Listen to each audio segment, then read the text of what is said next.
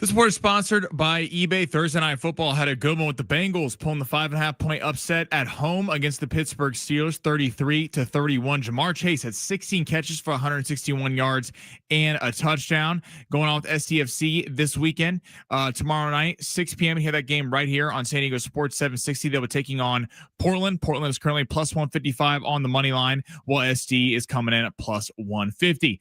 eBay is home to millions of finds, and each one becomes part of your story, from your favorite vintage band tee to the dream car you've been searching for, or the foul ball you heroically gave away. It's all there on eBay. eBay, things people love.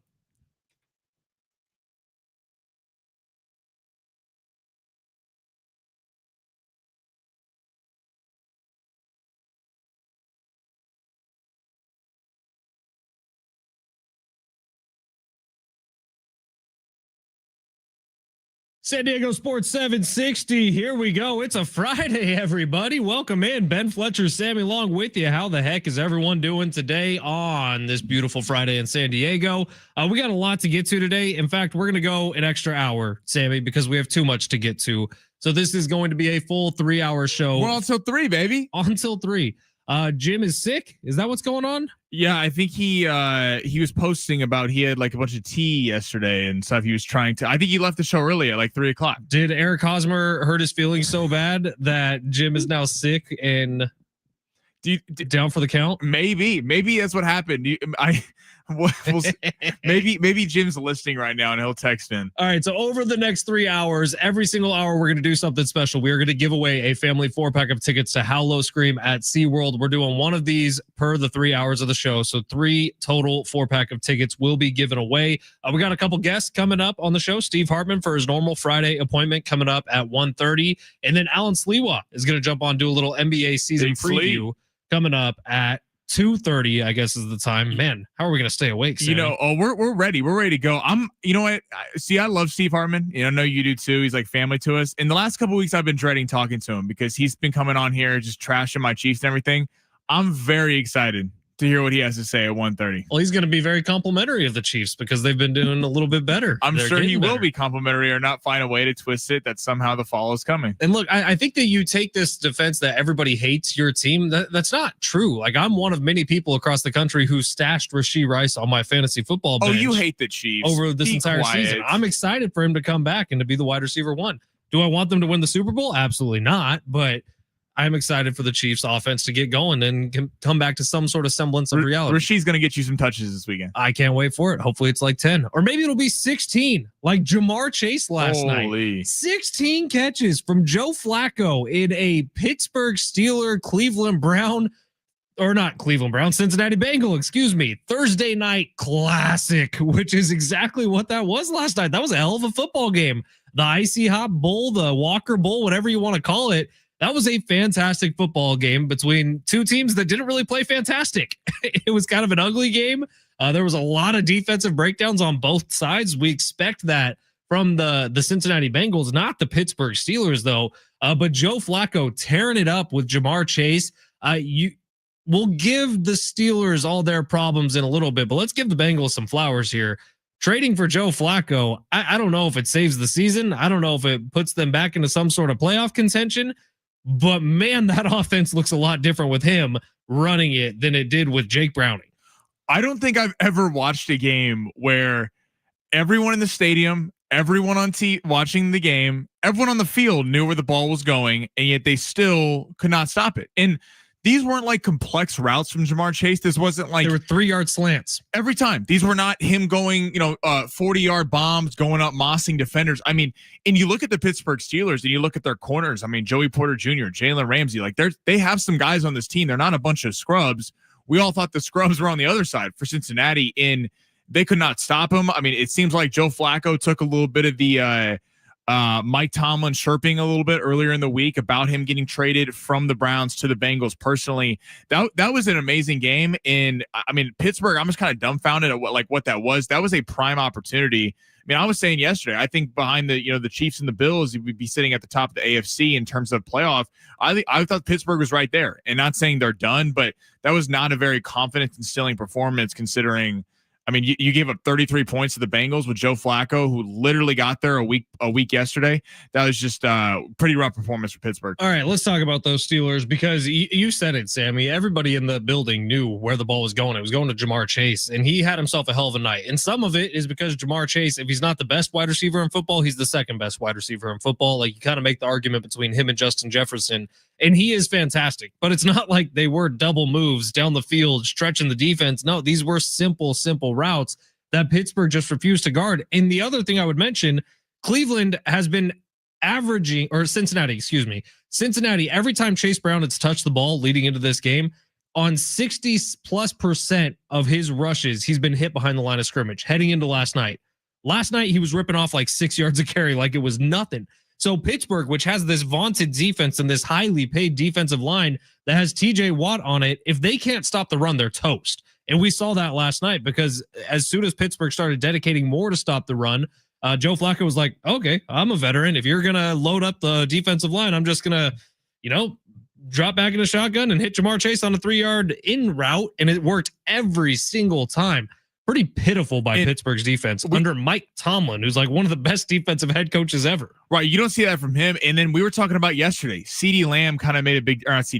Pickens kind of made a big thing in the media the other day. They asked him, would you be committed to the Dallas Cowboys long-term? And he didn't really shut it down, but was talking about how he likes it in Dallas. Well, everyone knows he got traded from Pittsburgh. And I think he was a sore spot last night because the defensive woes were obviously one thing. And the fact is that you're trying to get them in long passing situations with TJ Watt, Cameron Hayward and company, and Alex Highsmith can go to work. But on the offensive side, DK Metcalf, basically a non-factor in that game. One catch in the second half, and it was for like 4 yards. There's no one on the other side. And this is where you look at not having George Pickens, because George Pickens would take away stuff, take away coverages from DK Metcalf. That just feels like a really missed opportunity. And I get it. He was kind of a head case with the organization. They didn't want to deal with it. Maybe they didn't want to have him and Aaron Rodgers, who's certainly a bit of a wild card. But it just feels like this team is a little bit flawed. It needs to go get some run defense as well as another weapon. Rough night for Pittsburgh. That is now, I believe, 7 of the last 8 primetime games have been won straight up by the underdog. That's kind of an insane trend that's happening in the NFL this year. This started all the way back when the Niners beat the Rams on that Thursday night football game. We've gotten this question a lot, both on X and on YouTube and on the text line, about if we ended up taking the Steelers last night. Sammy? We did not. We did not. Fletch, 1 and 2. Whoa, dude, I put money on the Bengals.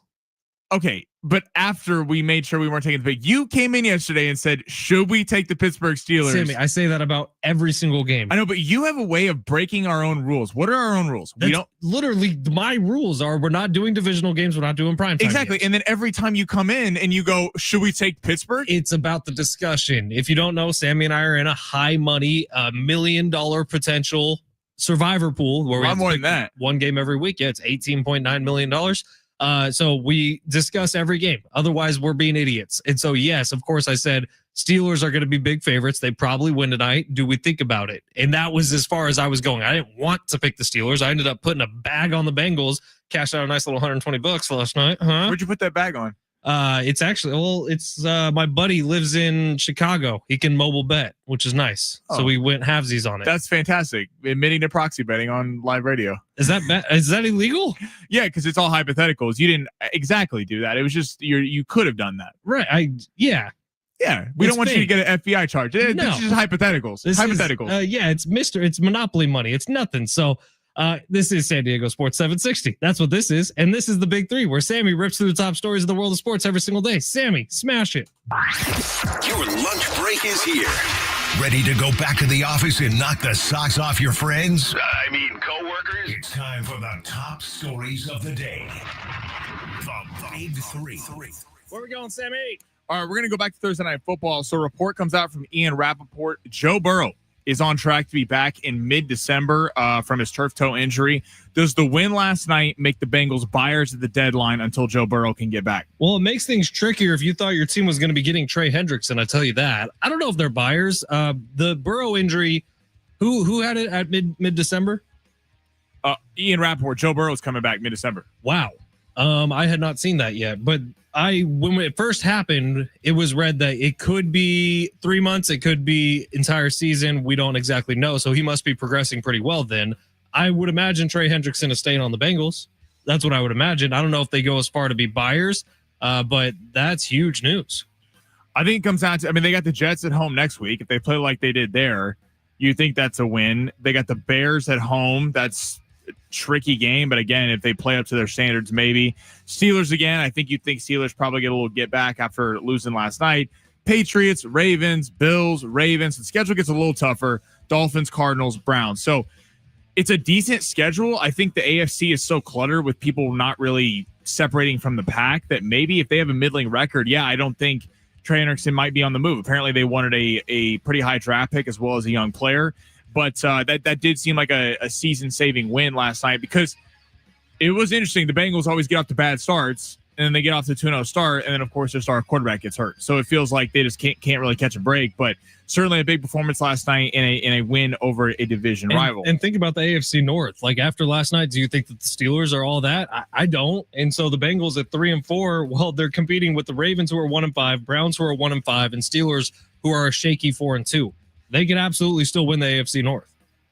Let's go to Sunday. So big NFL matchup: Colts, Chargers. The winner actually will be atop the AFC.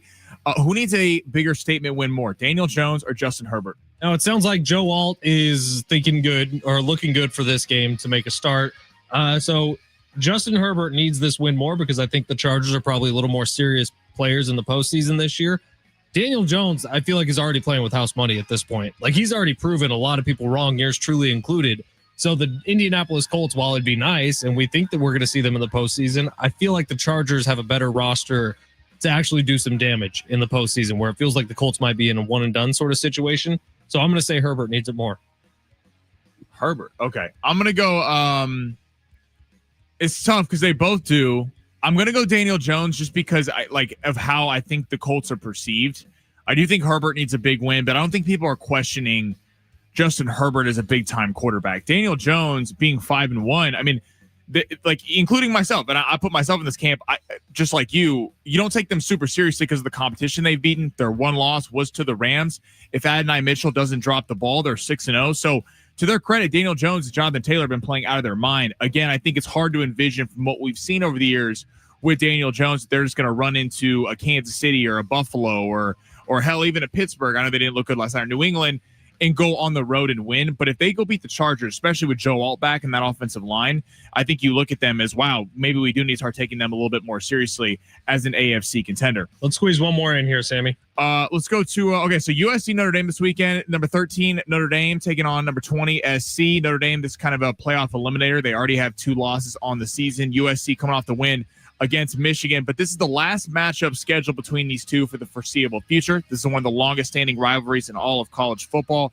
So SC wants the matchup earlier in the year. They do not want to be going to South Bend in November, late October when it's cold, it's rainy, things like that. Plays it in Notre Dame. Is SC running scared, or do they have a point? And what would it mean if this matchup goes away for the future? Unfortunately, I think it is going away. And I think that that's just the tipping point. Like, we all sort of projected this a few years ago when the talk of super conferences first began, when the talk of conference realignment first began, and you saw all this sort of movement. We're like, well, that is going to take away from some of these historic rivalry games in and out of conferences, by the way. And I think that's just the case. College football, the NCAA made their decision on the direction they wanted to go for the future. But with that decision they made, it's probably going to chop off some legacy games, some important stuff. Like, Sammy, growing up, I'm assuming this was one of your favorite games ever, USC fan? Oh, yeah, it's always must-watch TV. Exactly. And even for someone like me who could care less about either of these two teams, in fact, I grew up with a grandfather who told me I was supposed to hate Notre Dame at any step of the way. This was an important game, and it was important for the culture of college football. And I feel like there's a lot of those that we're just going to kind of see fade into the distance as the world of NIL explodes, as the world of professional football invades the world of college football. It's going to be different looking moving forward, and you're not going to get rivalry games like San Diego State, Fresno State coming up next week. The battle for the old oil can. That's the first time it's been talked about on this station. Me just saying it right now because it doesn't have the same vibe to it anymore. Right, like if, for example, like one of the biggest, if not the biggest rivalry in college football, Michigan, Ohio State. I don't like either team, but it's always fun when you tune in and see how much these two teams despise each other. Hell, you can go to baseball. Dodgers, Padres has been really good for the game. The fact that both fan bases, both teams don't like each other. The playoff has changed everything because making a bowl game doesn't, like, it's cool, but playing in some irrelevant bowl game is kind of meaningless now with the fact that there's a larger playoff. If you're Notre Dame and you're not in a conference, you're the one major brand that's not in a conference. You play a cakewalk schedule. So you sit there and you need USC. You need USC to be ranked and have a ranked win to get in. But then USC has to go to Michigan. They got to deal with the Big Ten. Michigan, Ohio State, Penn State, Oregon, UCLA even had a couple big wins recently. So it kind of changes the way USC looks at it. Like, hey, do we really want to be going to South Bend in a tough road game against a good Notre Dame football team, and that kind of be another potential loss on the record for the Trojans? But yeah, rivalry games are fun. I've been a big fan of conference realignment, but it is fun when we still get to kind of see these things. But I do understand it from the USC perspective that they don't want to necessarily travel there every season. Sammy, we are 2 months and about a week away from Christmas Day, but we're going to be giving out gifts all show long. Ooh. We got 4 packs of tickets to SeaWorld or Hallow Scream at SeaWorld San Diego. 3 of them to give away on today's show. So over the next 3 hours, you are going to get 1 4-pack of tickets per hour. That's not the only gift we're going to be talking about today, though. We got a huge gift, and we'll tell you what it is coming up next. San Diego Sports 760, live on the iHeartRadio app.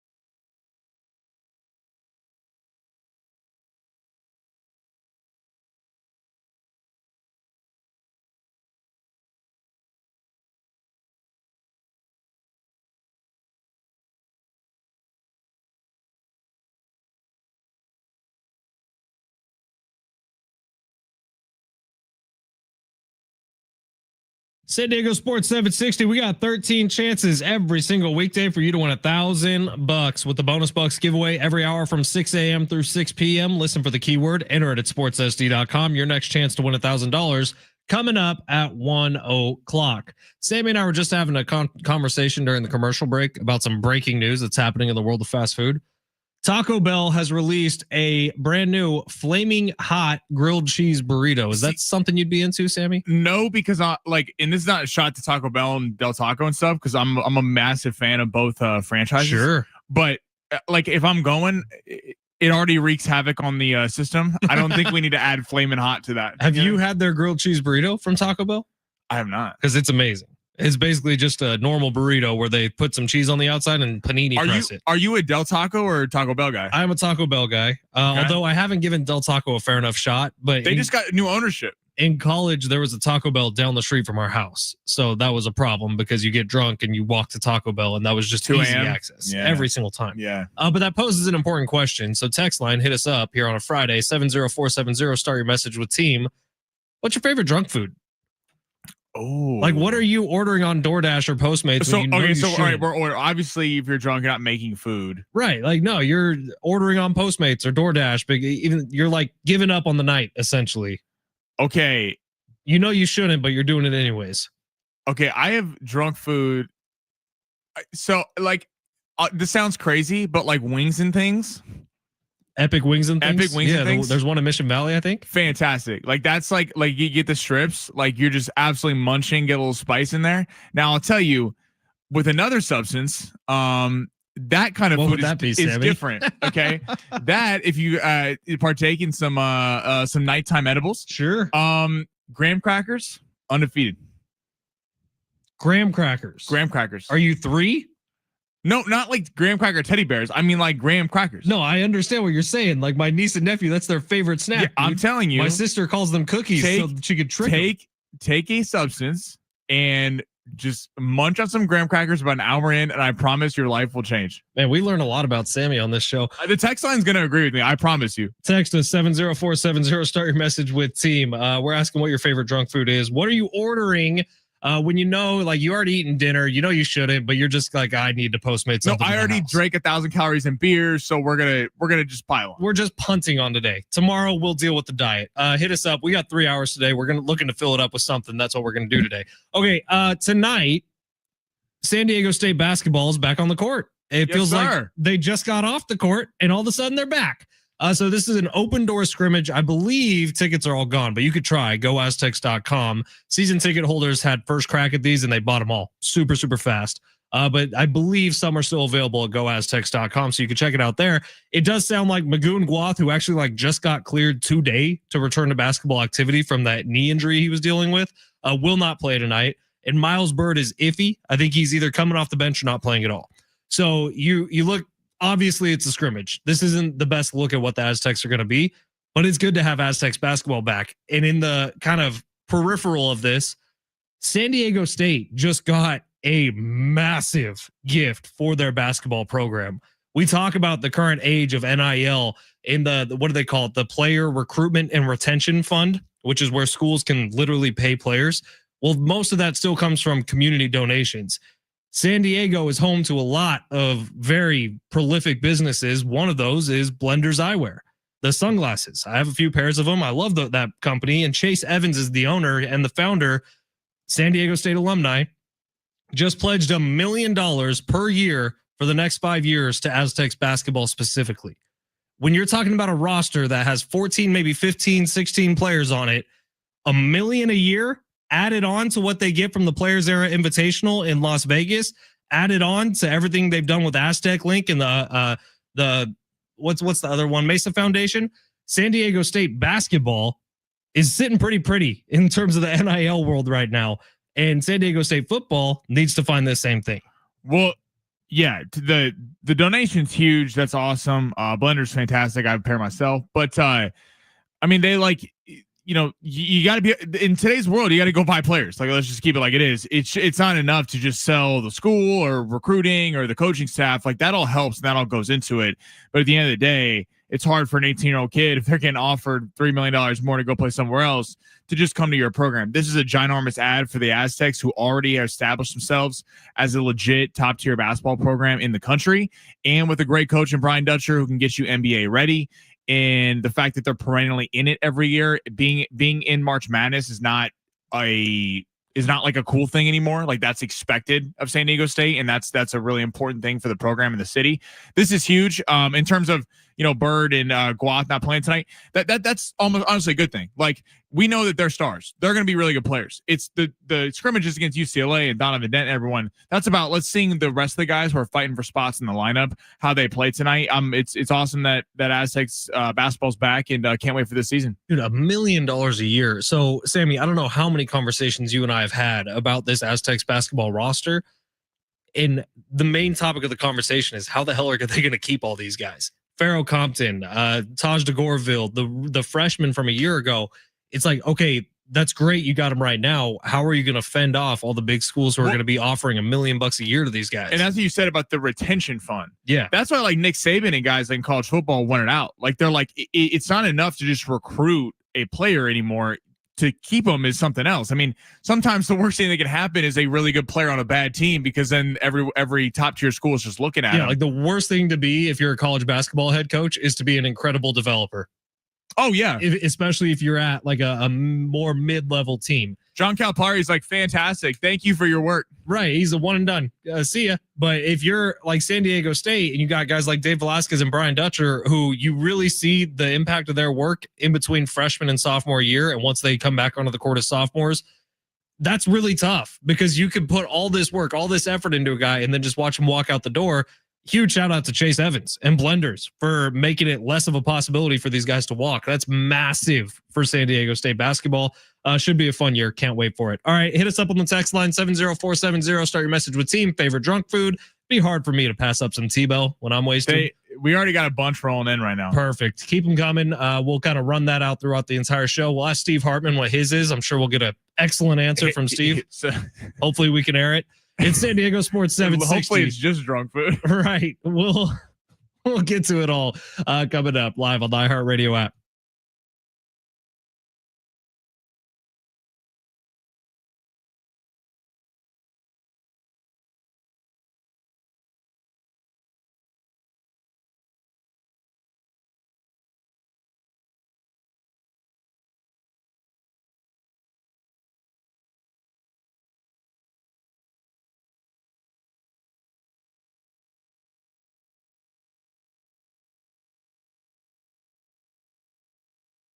Hey, it's Fletch for Prize Picks. Download the app today. Use promo code Fletch. Get $50 in lineups right after you play your first $5 lineup. Look, we make decisions every single day. Well, on Prize Picks, being right can get you paid. Don't miss any of the excitement this football season, where it is good to be right. Speaking of, last night, halftime rolls around between the Bengals and the Steelers, and I kind of thought I had a good read on the game, so I threw in a little flex play lineup at halftime. Prize Picks allows you to do that, by the way, and I got 4 out of 5 correct. Now, you might be thinking, oh, Fletch, that sucks. You were right there. No, I still doubled my cash, because on Prize Picks, they have the flex play where you don't have to get every single option right in your lineup. Download the Prize Picks app today. Start picking more than or less than on at least 2 player stat projections. It takes less than 60 seconds to set your lineup. And here in California, it's tough to get action on sports. Just ask Sammy. He knows.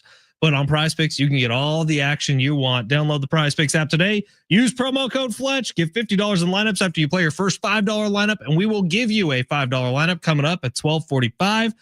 Promo code Fletch on Prize Picks, where it's good to be right.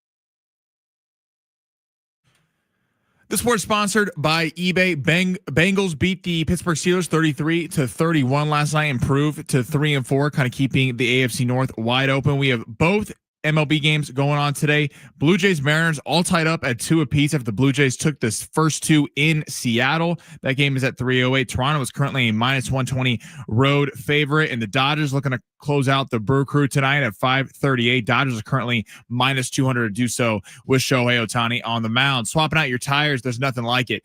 With eBay, you find the feel you're looking for, from smooth highway rides to grip for rough terrain. Get all the tires you need at prices you'll love. eBay, things people love.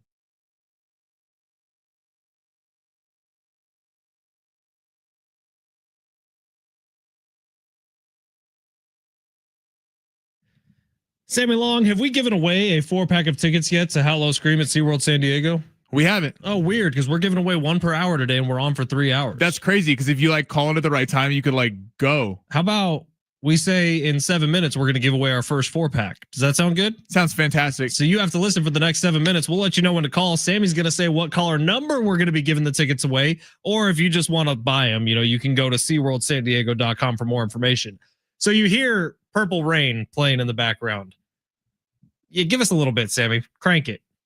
Listen to Prince. Let Prince take you to the weekend. Just an absolutely iconic song. In fact, when Prince did the Super Bowl halftime show, if you remember, rain started coming down while he was performing. That was something was in the air about that one. Like, we live in a simulation, and it was proven in that moment, I think. What's interesting about this is 5 or 6 years ago, this studio was completely soundproof. Like, if Sammy was sitting where he's sitting and I'm sitting where I'm sitting, it doesn't matter what he does, I would not be able to hear him. Something happened, and it for sure happened during a Big Rich, TD, and Fletch show, where no longer soundproof. We got gaps somewhere because Rich runs into things. He breaks everything. I can hear a lot of what goes down in that room now, whether Sammy has something in queue that he's getting ready to play, or whether he is singing his little tushy off. And when I tell you he was singing his little tushy off during this commercial break, like, that was from the gut, man. I was listening to Prince on the way, and I'm like, Prince, I got to play it in the first hour today. That wasn't just, I'm going to like hum along to a song. No, you were on stage in front of 50,000 people ripping some Prince. Listen, if this was a worse artist, if this was an artist who couldn't sing, I would be singing right now, but I don't want to disrespect Prince by putting my voice over his. You know it wasn't bad, Sammy. I thought it was very vulnerable of you. Give us a little more before we get into the segment.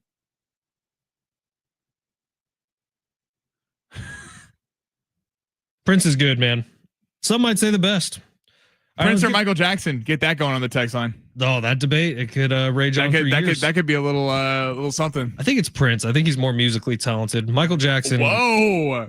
I meant in terms of, like, Prince might be the greatest guitarist who's ever lived. I don't know about that, but Prince is amazing. Like, there's Eddie Van Halen, Jimi Hendrix. He's up there. I think this is going to be a controversial take. Love them both.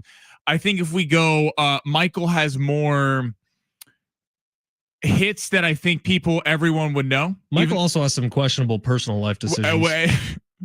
Didn't know we were going to go there. I know you like separate art from artist, and I get that, but it's kind of tough to do with Michael Jackson. So listen, I'm going to give it to Prince. Once Billie Jean comes on, everyone's having a good time. Sure. But let's get into this. We asked the text line what the best drunk food was, and they're coming through, of course. Whiskey Bent 12 says drunk food is for sure a bean and cheese burrito, soak up all that alcohol. Tyler says carne asada fries. Text line says the munchie meal from Jack in the Box went crazy when I was in college. They were $6. Now I think they're up to 12. It's crazy. I went to school in Flagstaff. They don't have it in San Diego, but Culver's goes stupid. Indeed, whatever that means, Culver's does go stupid. The Butterburger at Culver's, my wife's family's all from Wisconsin, where there's a Culver's like on every single block, like Starbucks are here. And the Butterburger, the cheese curds, the it's not ice cream. What is it called in the Midwest? Help me out. Custard. Oh my custard. God, it's good. Dude, this is okay. We're too early in the show to be talking about food because now I'm hungry and we can't get food for at least like 3 hours. 858 says if I'm in San Diego, it's always drunk tacos at TJ Tacos or Tacos El Gordo. Tacos El Gordo sounds insane right now. Tacos El Gordo is so good. All right, Micah Parsons had some interesting words. Sammy, you want to take this away? It's about the tush push. Yeah, he basically said, I'm trying to pull up the quote right now what he said, but he basically took a shot at the NFL, said he doesn't want, quote, don't want the NFL to just protect one side of the ball. That's what he was saying, kind of talking about the lack of holding calls he gets and the fact that he even mentioned about how they get called for the defense jumping off sides, but the offense not. I mean, every once in a while it can, but usually typically on the defense, neutral zone infractions. Do you think the NFL has gone too far in protecting offenses?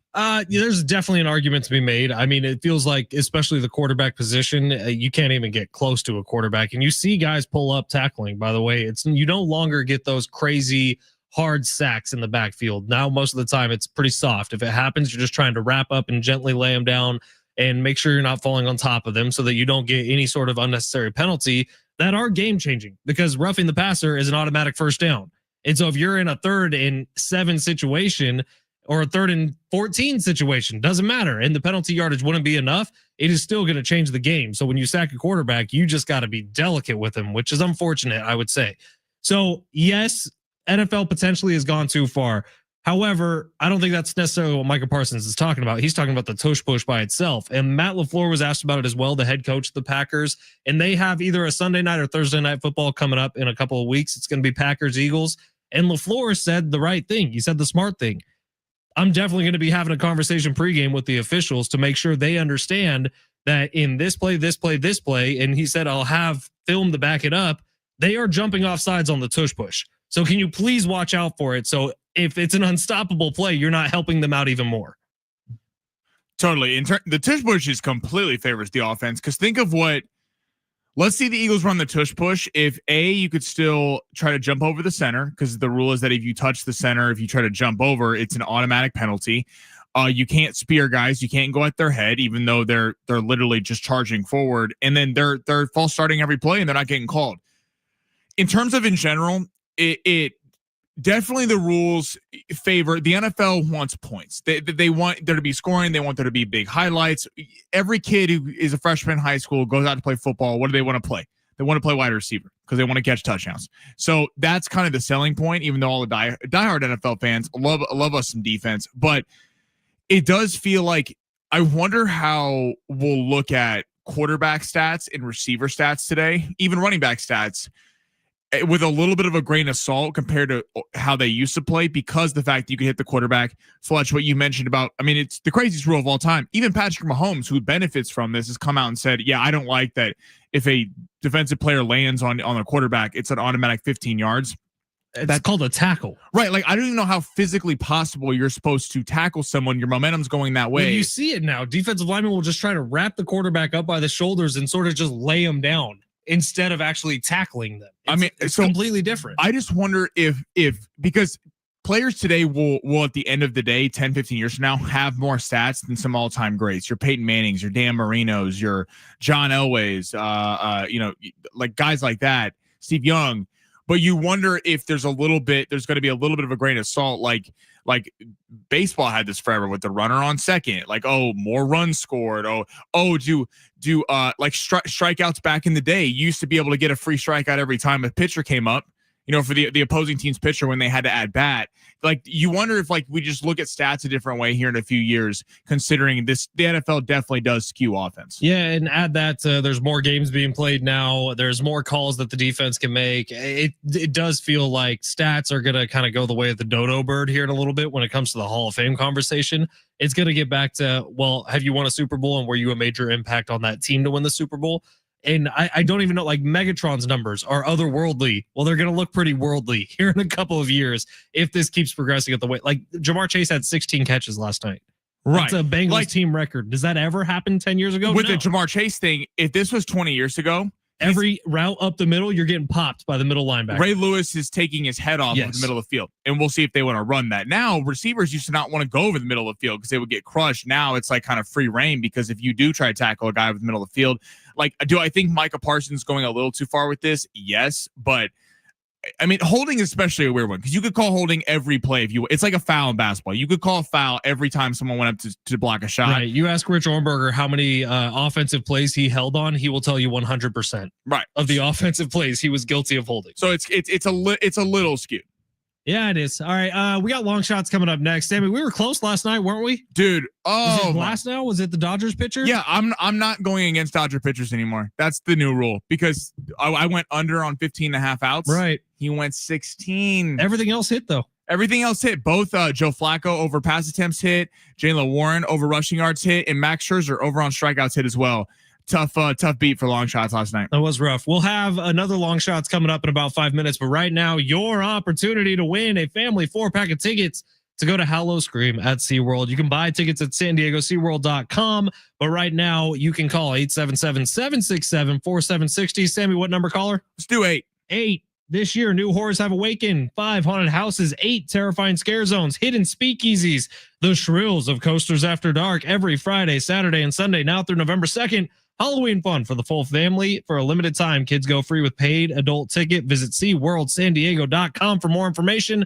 Caller number 8, you're going to SeaWorld for Howl-O-Scream this year. San Diego Sports 760, long shots next, live on the iHeartRadio app.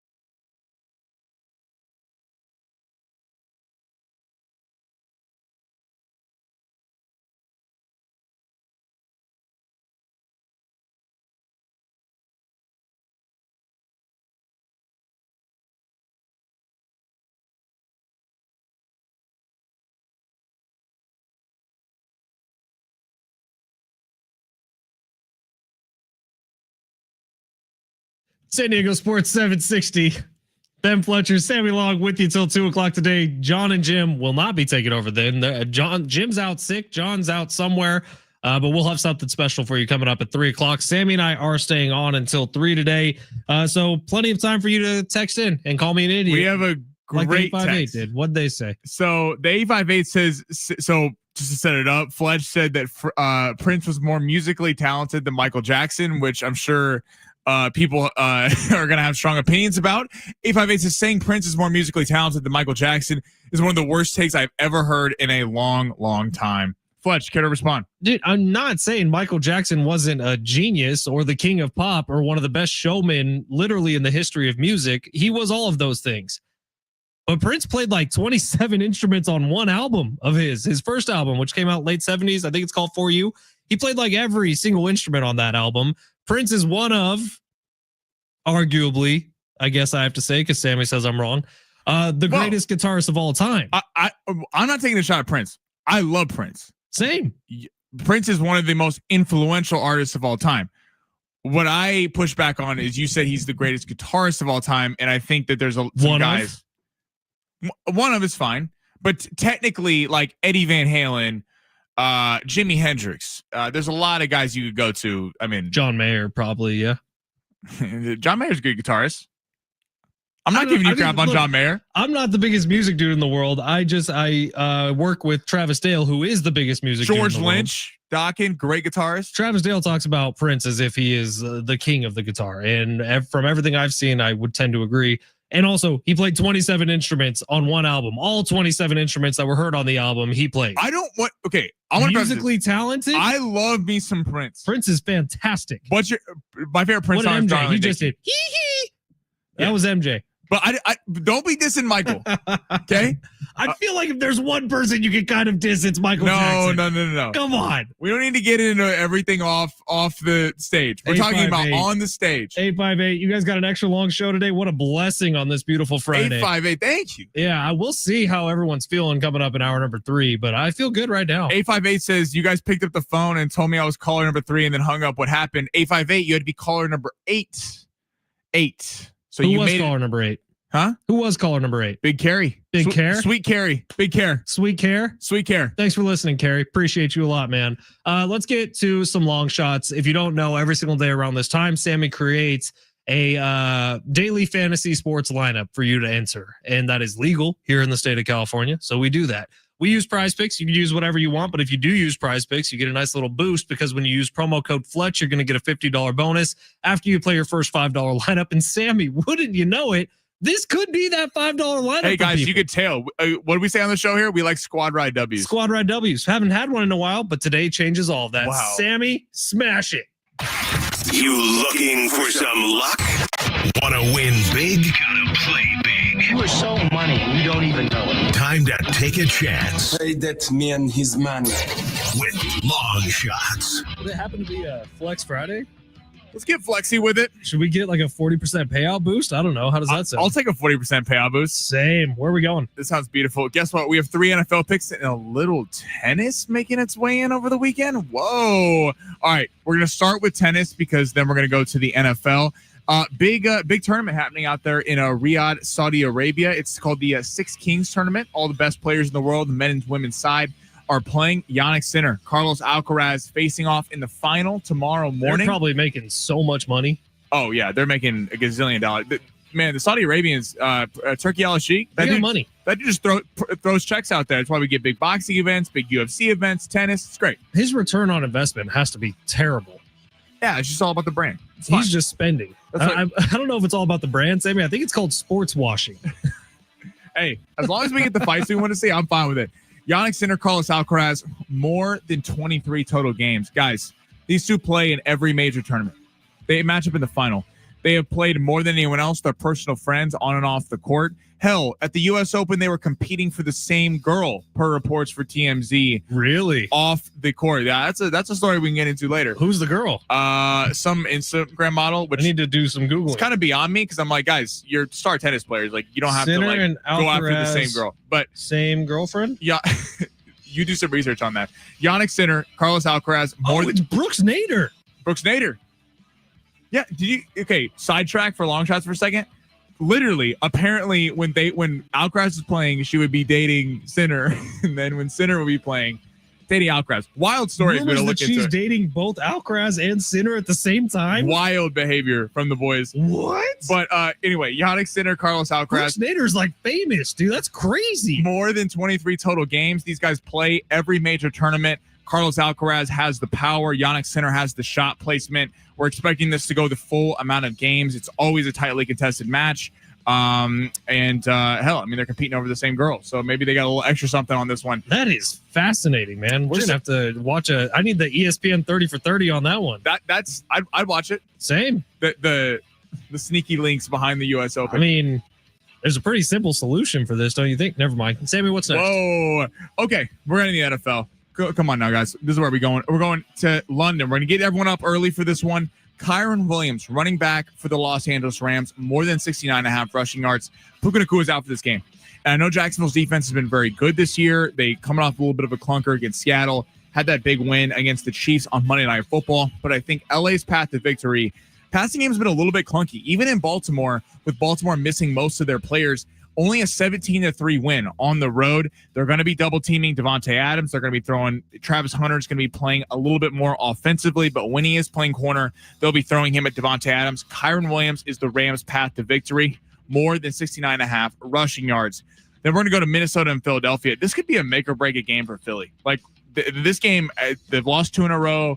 Offense is dysfunctional. We're going on the Minnesota side. So it just came down. Carson Wentz will be starting over J.J. McCarthy, who is still dealing with a bum ankle, which is good for us because J.J. McCarthy has trouble getting the ball to his receivers. Carson Wentz, Jordan Addison, more than 42.5 receiving yards. I love this pick. I was hoping you were going this way and not Justin Jefferson. The Eagles' weakness, well, outside of the fact that the offensive identity is not there, is the corner situation. The number 2 corner spot, Adoree Jackson, the former USC product, has been running number 2. Cooper DeJean and Quinton Mitchell are taking over the 1 and in the slot.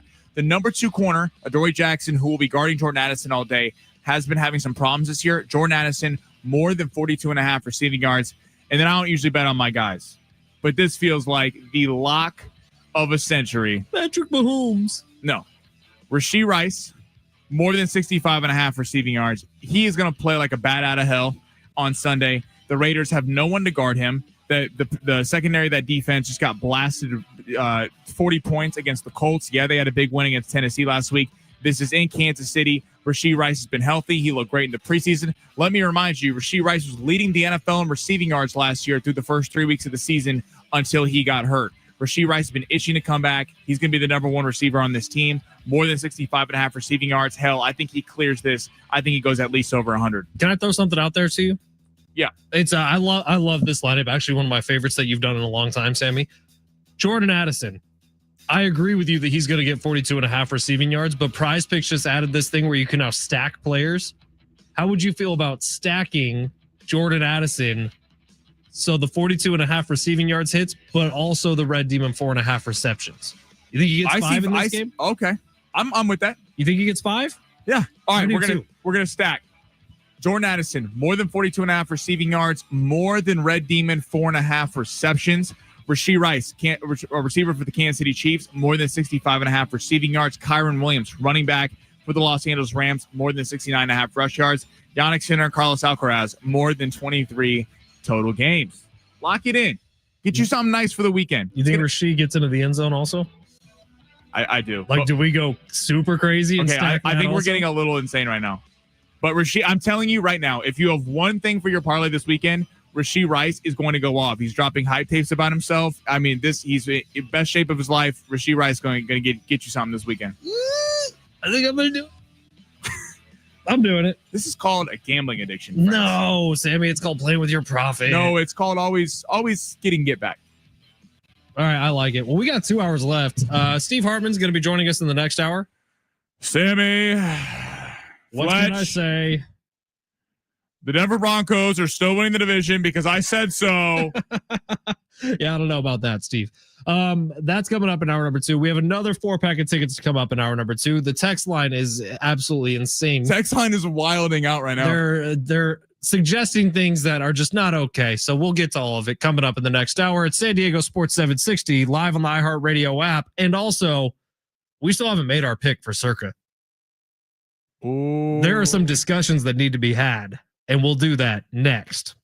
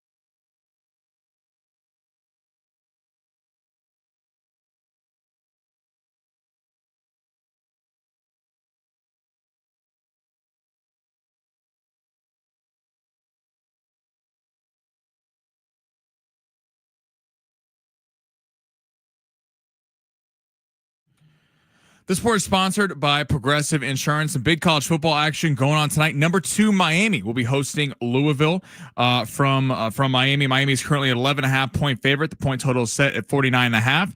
That game is one at 4 o'clock. Nebraska will be on the road taking on Minnesota at 5 o'clock. And Bill Belichick heading to Cal to take on the Golden Bears. The Cal is currently favored by 7.5. And on San Diego Sports 760 tomorrow night, you can hear San Diego FC taking on Portland. That game will be going at 6 o'clock. Progressive Insurance says if you're a renter, make sure you're protected. Renter's insurance includes options that cover stolen property, personal injury, and living expenses if your place is damaged. Get a quote for renter's insurance at progressive.com. Welcome to the Fletch Zone. That's different. Well, don't keep us in suspense any longer. Show us what you got. And the Bengals have knocked out the Steelers on Thursday night by the final score of 33-31. What's this Sunday going to look like?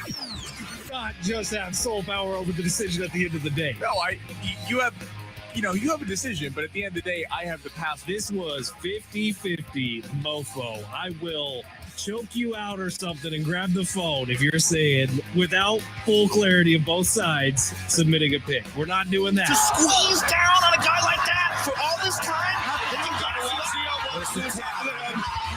Here's the tap. Now, live from the studios of San Diego Sports 760, we enter the Fletch Zone. I'll be honest, I've had dreams that I was like in a UFC fight and Joe Rogan was calling something like that as I was getting choked out. It's terrifying. Wait, hold on. You were getting choked out. And so even in your dreams, they can't see you winning a UFC fight? Of course not, Sammy. Look at me. I'm a lover, not a fighter. We all know this to be true. It's San Diego Sports 760. Ben Fletcher, Sammy Long. We're with you till 3 o'clock today. What would your fight name be? Bonus time, baby. I don't know. Something. Yeah, I'll have to think about that one. The Big Bear? That's not bad, although that has certain connotations attached to it that I don't know if I'm comfortable associating with, but that's not bad. That's really not. Maybe We're only an hour into the show, and we have said some sauce things today. Don't worry about it, dude. We got 3 hours today. We got another 4-pack of tickets to SeaWorld for Halloween time out at SeaWorld, and so we'll give those away this hour. We'll have another 4-pack in the following hour. We got 3 hours today because Jim Russell can't talk, and that's kind of important. Jim's sick. I wonder who got him sick. Whenever I get sick, I was trying to figure out the exact person who got me sick. You're one of those guys, huh? Yeah. Sammy's also a no handshake guy. He's a big fist bump guy. Yeah, I don't know if there's a reason to spread germs. I just, like respectfully. Camaraderie, respect. Well, my thing is if someone says to me, like, hey, I'm sick, so I'm going to step back. Like that is the best compliment you give someone. It's like, thank you very much. Nothing makes me more mad in this life than when you're talking to someone for 20 minutes and then they go, oh, by the way, I've been out with the flu the last 10 days. You're like, I'm sorry, what just happened? Not to jinx anything, but I got COVID like a year and a half into COVID. I haven't been sick since. It just tore all your insides out so you can't get sick. I think I'm good now. I think I'm invincible. And it's not like I've shied away from anything. I hardly ever wash my hands. Like I really think that I'm just invincible. Do you know people listen to this? Like they're going to hear that you don't wash your hands. Like that's not something you want out about yourself. In the important times, but like there's people around the office that use hand sanitizer 25 times a day. They're the ones who get sick, not me. I think you need exposure therapy is what you need. Who does that around the office? A lot of people do. I feel like you're a big hand sanitizer guy. I am. If we're touching gross surfaces, we're definitely going to tap in with some sanitizer. Well, shout out to Purell. I think that hand sanitizer and making sure that your immune system is soft and need to be coddled is why you get sick more often than I do, is all I'm saying. All right, if you've never tried us out before, sorry for what the last 4 minutes have been, but my name is Ben Fletcher. That's Sammy Long. Thank you for being here. We really do appreciate it. We talk sports. Love you all. Usually every day from 12 to 2. Today we're going 12 to 3. We're big boys today, so we're going to step up to the plate and knock out a freaking home run. On the text line, which you're free to text at any time, 70470, start your message with team. Sammy has started a little bit of a war by pitting Prince against MJ for some reason. First off, you're the one that said Prince is more musically talented than Michael Jackson, which is a wild take. I'm going to stand by that one. He played more instruments. Michael just sang. But Michael invented the moonwalk, though. What does that have to do with music? I'm sorry, that's showmanship. Exactly. Like, what's the conversation here? Because if we're talking about best showman of all time, Michael Jackson's probably it. He's there. Okay, but the fact that he is singing all these songs and he's moonwalking across the stage in his sparkly outfit. Very talented. But is he ripping guitar to Purple Rain? No, I don't think so. And text line is completely divided on this. 858, Prince was way more talented than MJ, also more influential. Different 858. Prince plays all his unfinished songs perfectly, MJ by a mile. And it kind of goes on and on like that. Seems like it's split 50-50. Hey, when you text us, put your name on it so we can attribute it to you. Yeah. We want names. We want names. We want to know the people. Or just, area code's fine. We'll just. But everyone has an 858 or 619 number. All right, we got a huge weekend of NFL football coming up, or 760, or 949, or 615. We have so many different area codes. Yeah. We got people up in Canada who listen to the show on a regular basis. We got that dude, our guy in Norway. Yeah. So would you just relax over there, saying everyone's just an 858? I call that racist, Sammy. That's what I call that. We got the big three coming up. Cancel Sammy. We got a huge week of NFL football where Sammy and I still need a pick. We're hoping that the majority of Circus Survivor was in on the Steelers last night, although I don't think that's going to be the case. Everyone's been scared off of divisional matchups ever since the Niners took down the Rams in prime time. But we'll see what we're going to pick. If you have any thoughts on that, hit us up, 70470, start your message with team. Sammy, let's get to the big three of hour number 2, where you rip through the top stories in the world of sports. Go ahead and smash it. Your lunch break is here.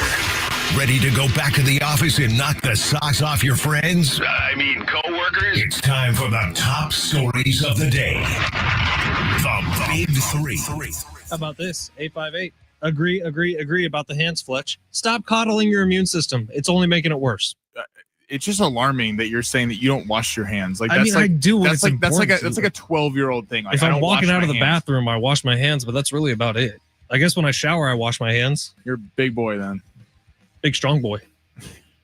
It's off the rails. Absolutely off the rails. Let's go to MLB. So the Blue Jays tied the series last night against the Seattle Mariners, taking the last two in Seattle. Dodgers looking to close out the Brewers tonight. They're up 3-0. Who do you think, if we're presuming the Dodgers advance to the World Series, who do you think would give them a better matchup between the Blue Jays or the Mariners? Probably the Blue Jays. However, I would like the Mariners to go. It's weird because I think the Blue Jays match up better against the Dodgers, but I actually think the Mariners have a better shot to win the World Series because the Mariners got a little bit of the team of destiny thing going, and you feel like magic can strike. Now, have the Mariners' magic ran out? That's what everyone's concerned about right now because it feels like it's carried them to this point with an excellent regular season and a really great start to this postseason. That 15-inning game, like that doesn't happen in sports. You don't get to go through all that and then continue on to go win a World Series. But if the Mariners can somehow squeak past the Blue Jays, I actually think that they have a little bit of that angels in the outfield going on this year where they can make something special happen. Dodgers should be favored no matter who their opponent is in the World Series. But if the Mariners can somehow squeak past, A, I think it's a better narrative for the series. And B, I think the Mariners have a little something extraterrestrial almost going on with their team this year. I actually am opposite. I think the Mariners actually give them a better series. And it's also like, just from a viewership perspective, it's kind of cool that it stays on the West Coast. Like not these early games when if the Dodgers or hell, if the Brewers pull off some magic comeback and come back to face Toronto, they're going to be these early games. The Mariners, everyone will be rooting for the Mariners in terms of if you're not a Dodger fan, the Mariners would certainly be that team of destiny. But I do think that the depth of the lineup that the Mariners have, I know they haven't hit very well the last 2 days, but Julio Rodriguez, Cal Raleigh, Eugenio Suarez, Naylor, you got Radio Rosarena, like you have stars up and down that lineup. And the one thing the Dodgers do exceptional, which is why they have an 8-1 postseason record so far, is the starting pitching is just off the chains. Like one of the best starting rotations we've ever seen in terms of the bullpen is the major problem for the Dodgers, and they never have to go to the bullpen because the starters take them so far. Hell, Tyler Glasnow went six innings last night, and he was the weak link, I guess, compared to everyone else because Blake Snell went 8 and Yoshinobu Yamamoto went 9. That's how absurd it is, and Tyler Glasnow had a great start. I do think that the Mariners would be able to take them some pitches and try to get to their bullpen a little bit where they might cause the Dodgers a little bit more problems than the Blue Jays, who rely solely on Vladdy and a couple guys in that lineup. Who next? All right, let's go to the NFL. Eagles on the road taking on the Vikings, 10 a.m. Vikings going to be starting Carson Wentz after J.J. McCarthy still dealing with an ankle injury. Is this a must-win game for Philly? Yeah, man. Philly is in a bit of a downward spiral here. I think if they lose this game, they're out of the postseason. That's what I honestly think. Really? Because I don't know that they recover from 3 straight losses in 3 straight games where they would be the favorite. Now, Carson Wentz is not good anymore. Carson Wentz was it 2019 where he looked like a future MVP and then ended up tearing. He was going to be the MVP until he tore his ACL in LA. Was it 19 or was it 16? I'm trying to. It was 19. Okay. I believe it was 19. Now I'm thinking it was 16. Whatever. Pretty sure it was 16 where he was on the Eagles, ripped up his ACL. Nick Foles goes on to win the Super Bowl. That year, Carson Wentz was going to be the MVP. And since then, he's not been the same guy. He tried to come back with the Eagles, didn't work out. They ship him out of town, doesn't work out. And Carson Wentz, the last couple of weeks, has looked a little bit about more like the latter Carson Wentz than the former Carson Wentz. Like, we need to see him really step up and make some big plays, and he just seems like a barely upgrade over J.J. McCarthy to me. Eagles should win this game. If they lose it, they go into the broken franchise category for me for the rest of this year. It's crazy how the narrative is flipped so fast from winning a Super Bowl, being on top of the world, being 4-0 and not in winning ugly, but still winning. And then it feels like the sky is falling. Maybe that's because they won the Super Bowl and everyone's watching them. Maybe it's because people are hating on them. Maybe we also saw it 2 years ago. We saw this exact same thing play out. Right. In Philly, you got to give Philly a lot of respect. I mean, their radio hosts, their fans, their city, they hold them to a high standard, which is why it's not just good enough for them to win every once in a while. But yeah, this is a big game for Nick Sirianni. I mean, this offense, this whole team has been dissected about, is Jalen Hurts really that quarterback? Is Nick Sirianni an elite head coach, or did he just invent a play that no one can stop? Is Saquon Barkley still have it? What about this offense? Is AJ Brown going to get dealt at the deadline because people are going to be calling about him because they don't really use him that much? You have to win this game because we're getting to a point where you look at are the Eagles even a real contender in the NFC, which seems crazy considering the amount of talent on that roster. I think you got to win this game. You cannot lose to a backup in Carson Wentz that is way past his prime, and despite the fact that they have good receivers. This is a big game for Philly. Curious what they do on the road. Let's get one more in here. All right, NFL. So let's go to the AFC. We're kind of projecting out. The Bills have been struggling. Chiefs struggled to start the year, but we expect those teams to be there at the end of the day. Who do you think is the next best team in the AFC after the Steelers lose last night? That is actually a very, very fun question here. So I'm going to pull up the playoff picture as of right now. If you got in as of today, it would be at the very top of the AFC. You have 3, 2, 1, load. Colts, Chargers, Steelers, Patriots. That's 1, 2, 3, 4. Those are your division leaders. Then it's Bills, Jags, Broncos on the bubble, Chiefs, Bengals, Texans. If you're talking about seriously who the next best team after the Chiefs and the Bills are in the AFC, you got to pick from the Colts, the Patriots, the Jags, and the Broncos, I would have to say. That would be your pool. I think you'd have to throw the Chargers in there. I said the Chargers. Oh, okay. Colts, Chargers, Jags, Broncos is your pool to pick from of who's the next best in the AFC. And for me, as of today, as of right now, it's going to sound crazy, but I'm going to throw the Jacksonville Jaguars out there, who have 2 big wins on the season. Trevor Lawrence looks like he's sort of getting to that point where he was who we thought he was going to be. And Travis Etienne's running the ball really well. And by the way, they have a defense who's leading the NFL in turnovers. Right now, the Jacksonville Jaguars, with this opportunistic defense, with Trevor Lawrence turning down the turnovers a little bit, the Jags are, for me, an absolute power in the AFC. The Jags are, and this was a team a couple of years ago that was kind of the sexy pick to win a Super Bowl. I mean, they came back on the Chargers, that 27-point deficit. They gave the Chiefs hell in Kansas City in the divisional round. I mean, I do like the Jags there. I think they're an interesting pick. I do think I don't think the Chargers should go to the Super Bowl. I do think the Chargers, if they're healthy, like assuming Hampton's coming back, all signs point to that, Khalil Mack, as well as Joe Alt coming back. And then I think they need to add a receiver. I think they need to have respect, but I think you have to add a receiver because if you're the Chargers, I don't think they have enough talent there.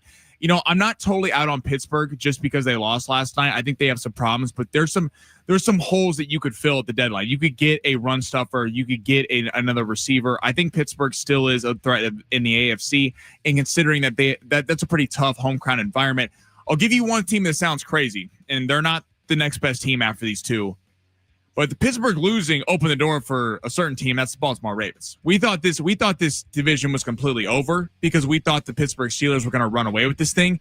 Let's also keep in some perspective. The defense is awful, but this is mainly because they're all injured. Lamar's coming back. You still got Zay Flowers there. Derrick Henry's there. You're getting Marlon Humphrey back. You're getting Nate Wiggins back, both corners.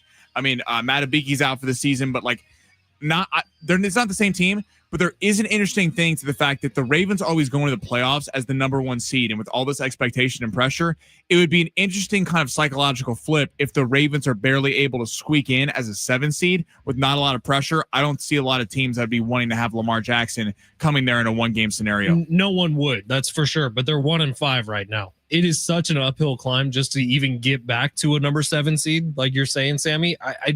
If they drop one more game, which they're on bye this week, right? Yeah, but they were just on bye. We gotta pull their schedule, but they do. I believe they still play Pittsburgh twice. So Pittsburgh's leading the division.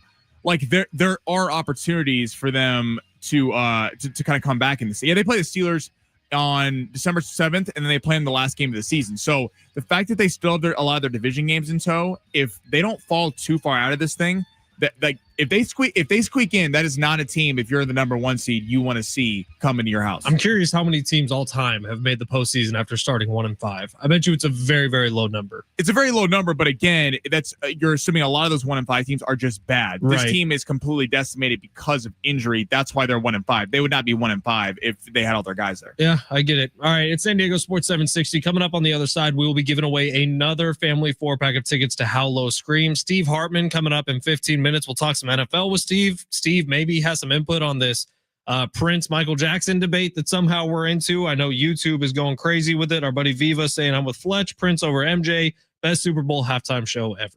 That's real. That's Definitely a fact. the MJ best. had an amazing. By the way, the Super Bowl halftime show doesn't exist without Michael Jackson. So you also have to put that on the table. 559 says, I said our fan Mauricio was in Norway. He is in the Netherlands. Want to clarify that for Confirmed. Sammy is a racist. No, Mauricio. We appreciate you from the Netherlands. Thank you, Mauricio. I appreciate you being here. What time is it in the Netherlands? I want to know. Dude, this guy's back. Mauricio's a legend. He's probably like, is it the middle of the night right now? Yeah, and he's out here listening to some sports talk radio in San Diego. Thank you, homie. Appreciate you. It's San Diego Sports 760. SeaWorld tickets on the other side. NFL Week 7 on the other side. Live on the iHeartRadio app.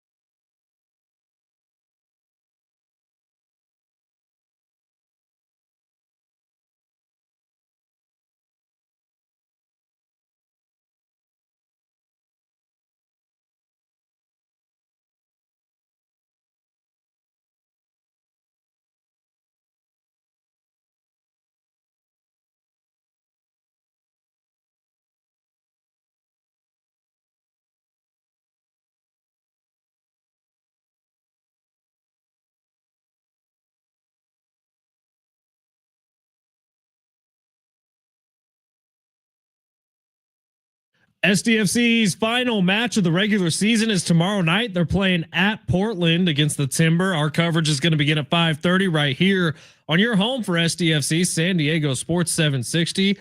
Talk about history being made here in San Diego. SDFC with a historic inaugural season. The news has been everything positive for SDFC so far this year. The games are a blast. Snapdragon Stadium has been full. They're winning like crazy. They have an MVP candidate on their team, the likely coach of the year in Mikey Varas. Things went about as good as they could possibly go for SDFC in their inaugural season, smashing pretty much every expansion league record for MLS. And now they're heading into the postseason, their final regular season match tomorrow. Listen here on San Diego Sports 760. Cannot wait for that first postseason game. Sammy, I'm thinking of just painting my belly and going. Well, I don't know about all that. Would you be the D to my S with Rich and TD being the FC? I don't know if I want to be your D. I don't know about that. No, you're if we go SDFC, you would be the second person in the line. I would be S, you would be D, Rich would be F, Travis would be C. The problem is it's going to be, everyone's going to have their shirt off. It's going to be a little sweaty. I don't know if I want to be stuck in the middle. I'll be the C. I thought you were a team player. I am a team player. I'm just saying I don't want to be squished in between you thought sweating you would out be beer, cool. 40 ounces you're drinking. I thought you would be cool one time, Sammy, and instead you're deciding to be. I'm going to sit in the back. I'll be wearing my cool little Nike pullover. Hey, it might be a little chilly. They're going to be playing deep into November. Think about that. It's even better. Hey, so the NFL is playing on Sunday. Thought you were cool, Sammy. Thought you were cool. All right, it would be cool if Sammy and I became millionaires. We actually have an opportunity to do that. A 1 in 4,000 chance about. In order to do that, we need to make a pick for this week. We do need a pick this surefire pick, and our options aren't great. We can be honest about that. So I think you're a little more bummed about our options than I am. Tennessee Titans are hosting the New England Patriots. That's option number one. New England is currently a 6.5 point favorite on the road. Just got announced Calvin Ridley will be missing this game, as well as one of the main defenders for Tennessee. I feel good about the Patriots. I really do, even though they're on the road, even though this would be the 4th straight win for Drake May, which have faith in that if you want. I don't know if we have full faith in it. The other pick is the Chicago Bears at home. That's the one Sammy wants to go with. Makes me nervous. I just think this is my thing. What's the benefits of taking Chicago instead of taking New England? So here's pros and cons for both. This is what I was going over last night. Spent a lot of time thinking about this. New England, pros, they're probably a better team than Chicago. Yes. They've been playing better recently. They're more consistent. Con, they're on the road. And to your point, they've won a lot of games. You wanted a little bit of a trap game. I don't know, just like Tennessee is awful. They're awful. Now you have Mike Vrabel revenge narrative, which I do like in favor of the Patriots, but I guess you could flip that the other way in the fact that the Tennessee Titans do know Mike Vrabel very well. Yeah, but none of the guys on that team were even a part of Mike Vrabel's team in Tennessee. Hardly any. Looking at the Bears, short week. They played Monday night, sloppy in Washington, but they are at home, so that's I think that's a pro for them. Caleb and the offense seem to find something a little bit on Monday night. And I think the pro, even though it's a more risky pick than picking the New England Patriots, because I'm with you. If you were like, your life depends on the game, I would rather go New England. But looking at New England's schedule, there is a lot of opportunities to pick them down the stretch here, whereas Chicago, it's like here and then maybe the Bengals in 2 weeks. But I don't know if the Bengals are playing like that. I don't know if you'd feel comfortable with that. It would be big to take a little bit of a riskier pick and knock Chicago out of the way. Yeah, I would agree. However, we were never going to take the Patriots to begin with this year. That's true. So it's kind of like found money. And you look at what the Saints have done, who are playing against Chicago this week. They kept it close against the Patriots last week. They beat the Giants the week before. They kept it close against the Bills. They got absolutely stomped by the Seahawks. They kept it close against the Niners. Like, the Saints have not been as bad as their record is. Now, they haven't been necessarily close to winning a lot of these games. In week 1, they played against the Cardinals. That was close. That was one drop touchdown away from going the other way, and we don't even have this conversation because we were in on the Cardinals. But the rest of their games, they've lost them all, but it's not like they've been getting their asses kicked outside of 1 week. That's fair. That's very fair. Now, 949 has a crazy take. I'm sorry. Like, there's no chance this has happened. I appreciate you tuning in the show. Go Jets over Panthers. What do you say? Fields will finally go off. Bryce Young will choke. The running game will struggle with 2 guys fighting for their canes. They will make mistakes. Okay. Fighting for their carries. Sorry. Look, I would probably lean Jets in this game, but I do not feel over comfortable. The Panthers? Yes. Bryce Young in his career has won once on the road. Did you see Justin Fields play quarterback last week? Yes, I did. But I feel like did you see Justin Fields play quarterback last week? Justin Fields is more talented than that game he played a week ago. I do think he's in for a bit of a bounce back, and this could be a situation where Justin Fields.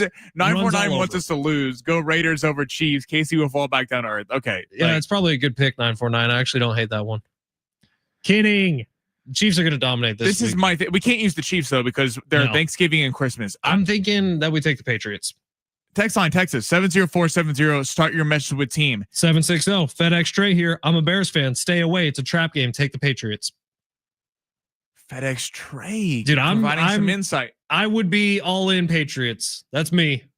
I think Patriots are the pick. Now the Patriots. So next week, I think is a good opportunity to use Buffalo because they're playing in Carolina. Buffalo probably going to be pissed off having lost 2 games off a bye week. I think we go New England. Everyone's saying Patriots on the text line. That's where I'm leaning also. All right, Steve Hartman coming up next. We'll ask him as well. We're also going to talk to him, I guess, about Prince and Michael Jackson. That's next. San Diego Sports 760 live on the iHeartRadio app.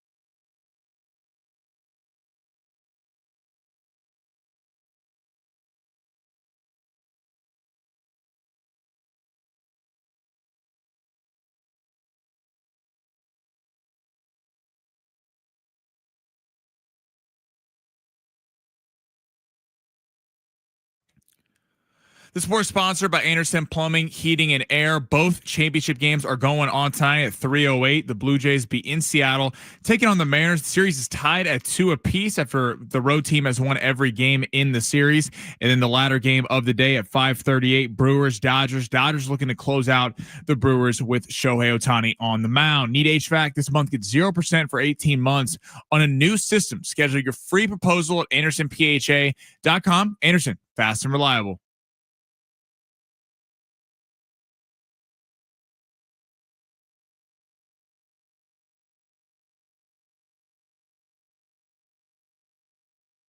San Diego Sports 760, Ben Fletcher, Sammy Long with you till 3 o'clock today. John and Jim will not take over then. We got a surprise for you coming up at 3 o'clock today. Steve Hartman joins us as of right now. Steve, welcome to the program, my friend. How are you?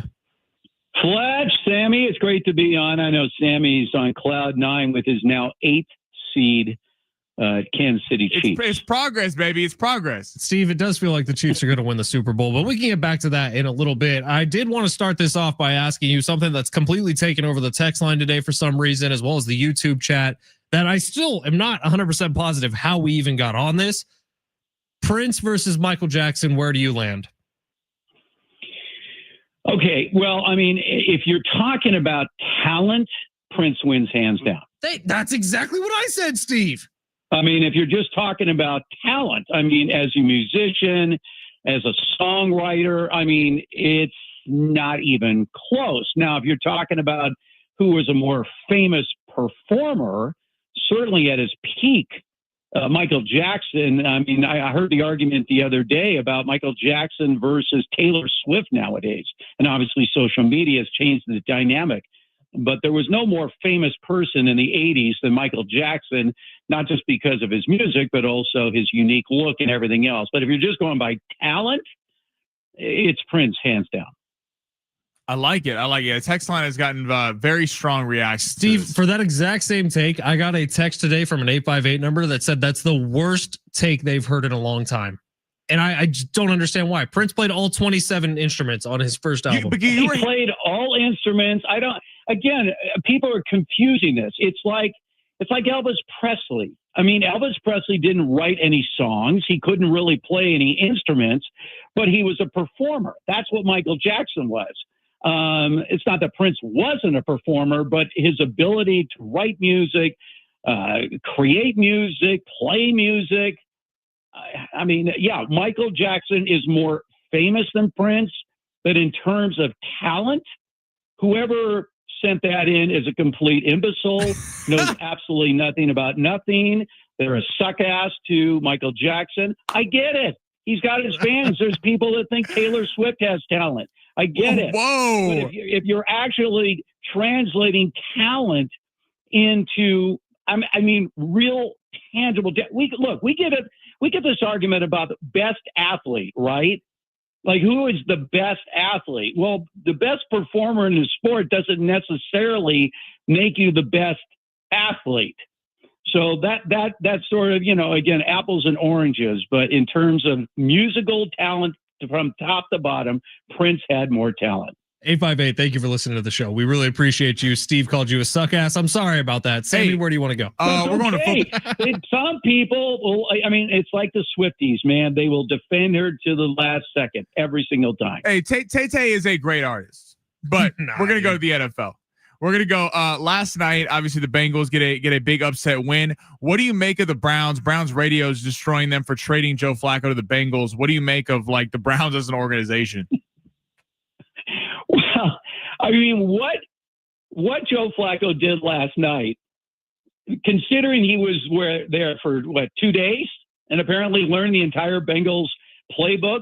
Look, when you have certain organizations where people constantly fail, need I remind the Cleveland Browns, they had Baker Mayfield, and the next thing you know, he was a third-string quarterback with the Rams until Tampa picked him up, and right now he's probably the leading candidate to be the NFL's most valuable player. So it's not the player, it's the organization. Joe Flacco would have continued to fail as the starting quarterback of the Cleveland Browns, and he goes to Cincinnati with a coach that actually knows what he's doing, and he's able to perform at a high level in a short amount of time. So, I mean, we watched Sam Darnold, who, the other guy that was basically exiled from the league, sitting on the bench as a third string quarterback with the 49ers.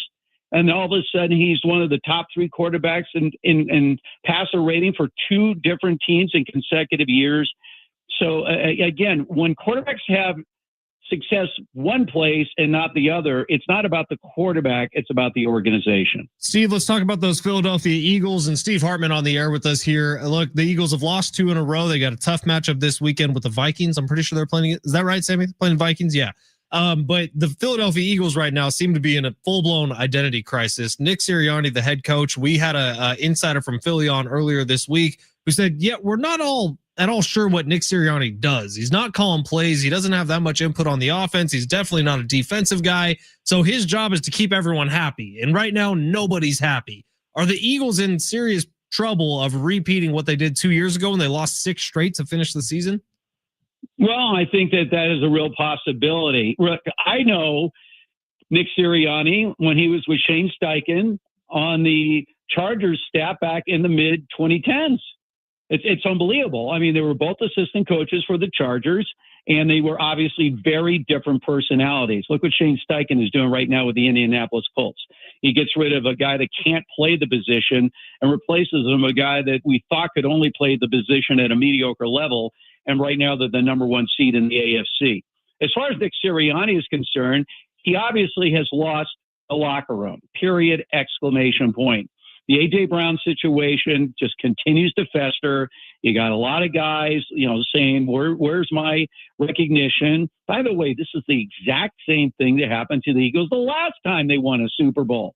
So again, it's an organizational thing, not necessarily. It was Peterson then, it's Sirianni now.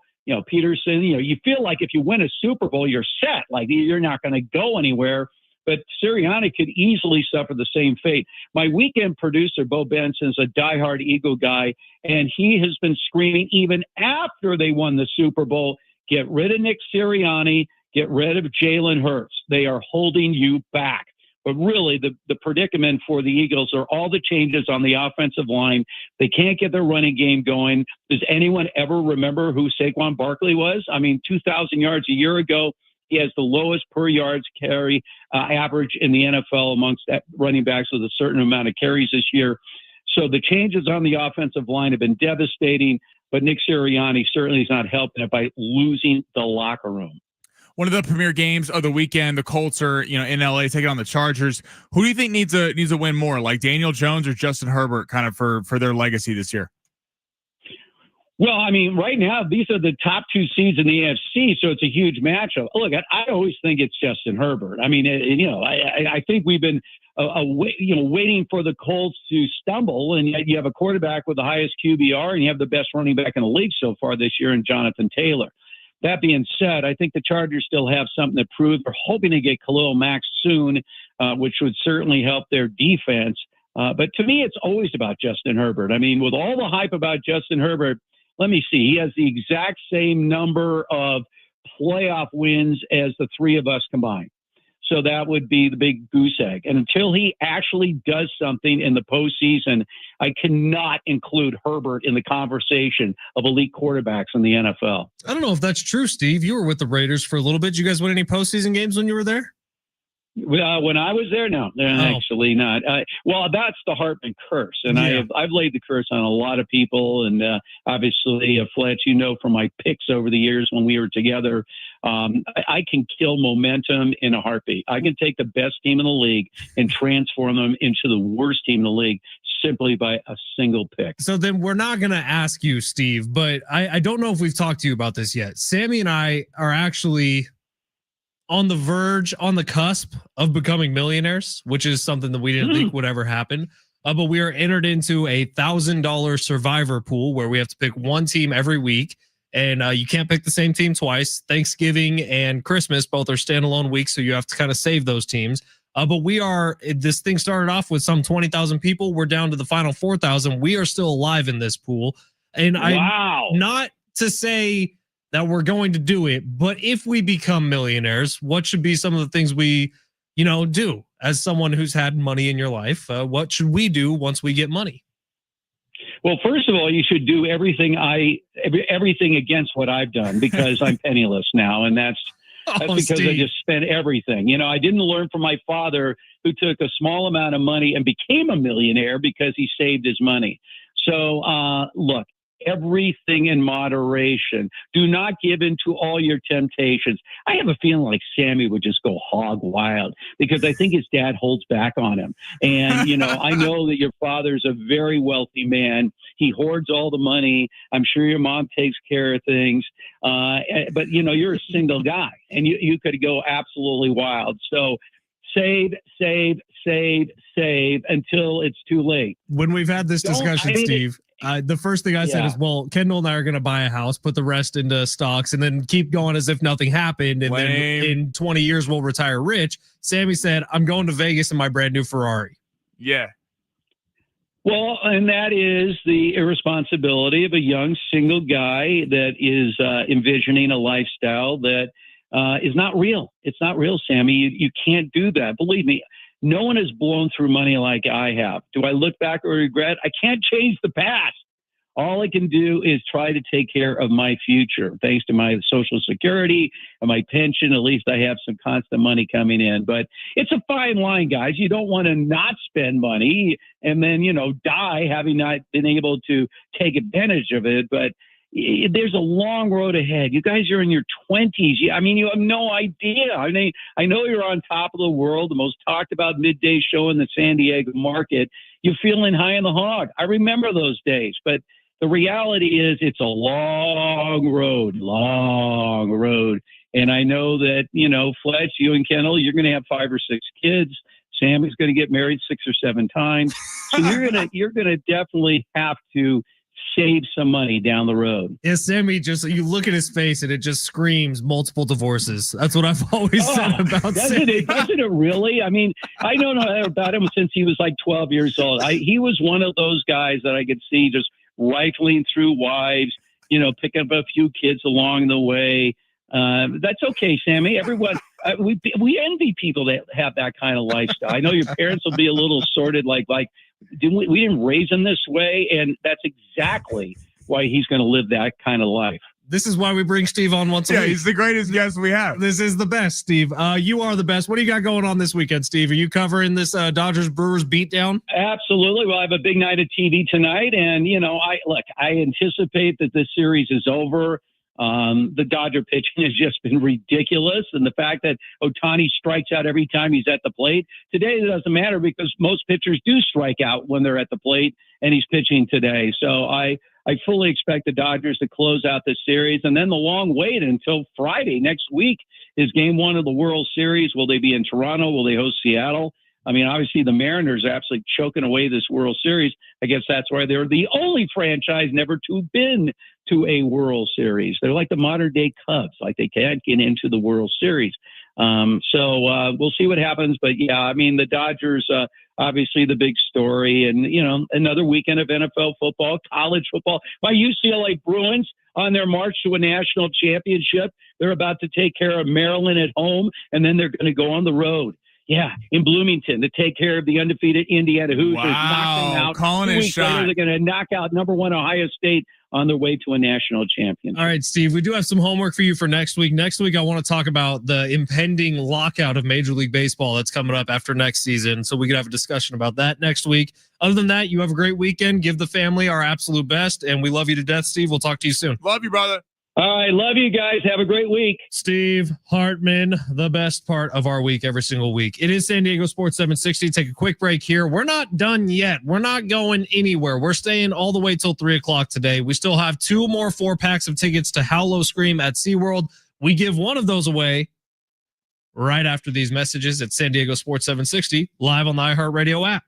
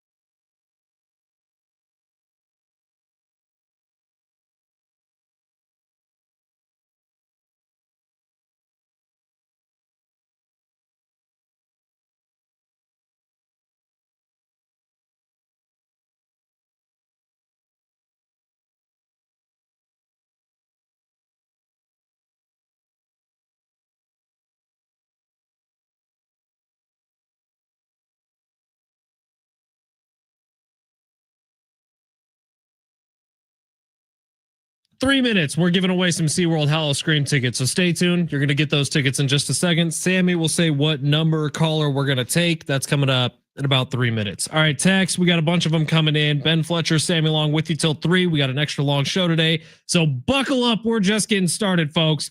We were talking about our pick for Circa this week. 760 says FedEx Trey here. I'm a Bears fan. Stay away. Trap game. Take the Patriots. 858 Patriots. 619 Patriots. Drake May is having his breakout year. 858 Patriots all day, fellas. Vrabel is going to smash his old team. 619 take Drake May. 949 Fletch, you got to pick the Niners this week. Ride that Mac Jones train until they make the mistake of putting Brock Purdy back in. Pretty sure Brock is back this week. 858 Prince's songs suck ass. I don't care if he could play the oboe. Dude, Prince that is a solid text line. Solid text. Keep this thing going, baby. 70470. Start your message with team. We got 760. Says they like Cheeto and RDR this weekend. UFC. We got everything on the text line. How about in hour number 3? I want to get a couple talkbacks in. So open up the free iHeartRadio app. Find the little red microphone. That's the talkback mic. You can weigh in on anything, whether it's Prince versus MJ, whether it's who we should pick in Circa, whether it's your favorite drunk food to order. We got a bunch of Taco Bell stuff coming in. If there's something that either of us said that annoy you, let us know. Yeah, like how Sammy's going to have 5 or 6 divorces in his life. How about Steve pulling that one out? Steve's the best. Steve. Then I look at Fletch and his beautiful wife, Kendall, and they're going to have 5 or 6 babies here the next few years. And then I look at Sammy, 6 divorces in his future. You know what 6 divorces say? A life lived. 6 divorces says crippling debt to me. I think that's what that means. There's always bankruptcy. Family doesn't keep come filing. First. Yeah, Sammy's whole rule about life: don't put family first. That's what's going to lead to the 6 divorces. Don't put family first. Listen, winners in the league, do they put family first? No. Well, you're not a professional athlete, Sammy, so I don't think you have to worry about that. I did get a DM from our buddy T-Bird asking for a little reset on Prize Picks. Can you go ahead and let it rip your? What do we call it? Your long shots? We got the lineup. We got long shots. We have 4 NFL picks, 1 tennis. We got Kyron Williams for the Rams, more than 69.5 rushing yards. Think he's going to hit that with Puka Nacua out. Rashee Rice, first game back for the Chiefs, more than 65.5 receiving yards. He's going to clear that easy. We have a Jordan Addison stack. Jordan Addison, more than 42.5 receiving yards. Fletch added the 4.5 red demon reception. And then we got our tennis pick. Yannick Sinner, Carlos Alcaraz, more than 23 total games. I already submitted it, so I'm sticking with it, but I don't love the Jordan Addison pick anymore, if I'm being honest. Wait, hold on. Why? You were all over that. I know. I thought it was a great idea. I'm less so now that you're saying it out loud. Like 5 catches just seems like so much. We have a bunch of texts about the fact that Yannick Sinner and Carlos Alcaraz were dating the same girl at the U.S. Open. Brooks Nader, who's a hottie, by the way. 858 says they're making their real life Challengers movie a true story. I didn't get that. What is that? The movie with Zendaya and the tennis players. Oh, I didn't see it. It got good reviews. Was it decent? It's worth a watch. I not safe for the family. Really? Not safe. Definitely not safe for the family. Is that the storyline though? Well, I don't want to spoil it, but yeah, basically there's like 2 tennis players. They're in love with the same girl, Zendaya or Zendaya? Zendaya, whatever. And they're fighting over her on the court and off the court. Interesting. It is literally what's happening with Yannick Sinner and Alcaraz. The top 2 tennis players in the world are just recreating this movie. We live in a simulation, bro. We have to. How does that movie get made and then months later it's the actual thing playing out in real life? Fascinating. Tennis world, a lot of drama going on right now. All right. Well, if you want a drama-free weekend with the family, how about we give you 4 tickets to Hallow Scream at SeaWorld, San Diego. Get scared. This year, new horrors have awakened. 5 haunted houses, 8 terrifying scare zones, hidden speakeasies. That means you can get drunk and send the kids through the haunted house. Shrills of coasters after dark every Friday, Saturday, and Sunday. Now through November 2nd, Halloween fun for the whole family for a limited time. Kids are going free with a paid adult ticket. We are giving you 4 of those paid adult tickets. Visit SeaWorldSanDiego.com for more information. The phone number to call is 877-767-4760. And the caller we are giving these to is? To number 9. Number 9. Caller number 9. You're going to SeaWorld's Hallow Scream. Hour 3. Coming up next, Alan Sliwa is going to be on the show at San Diego Sports 760 live on the iHeartRadio app.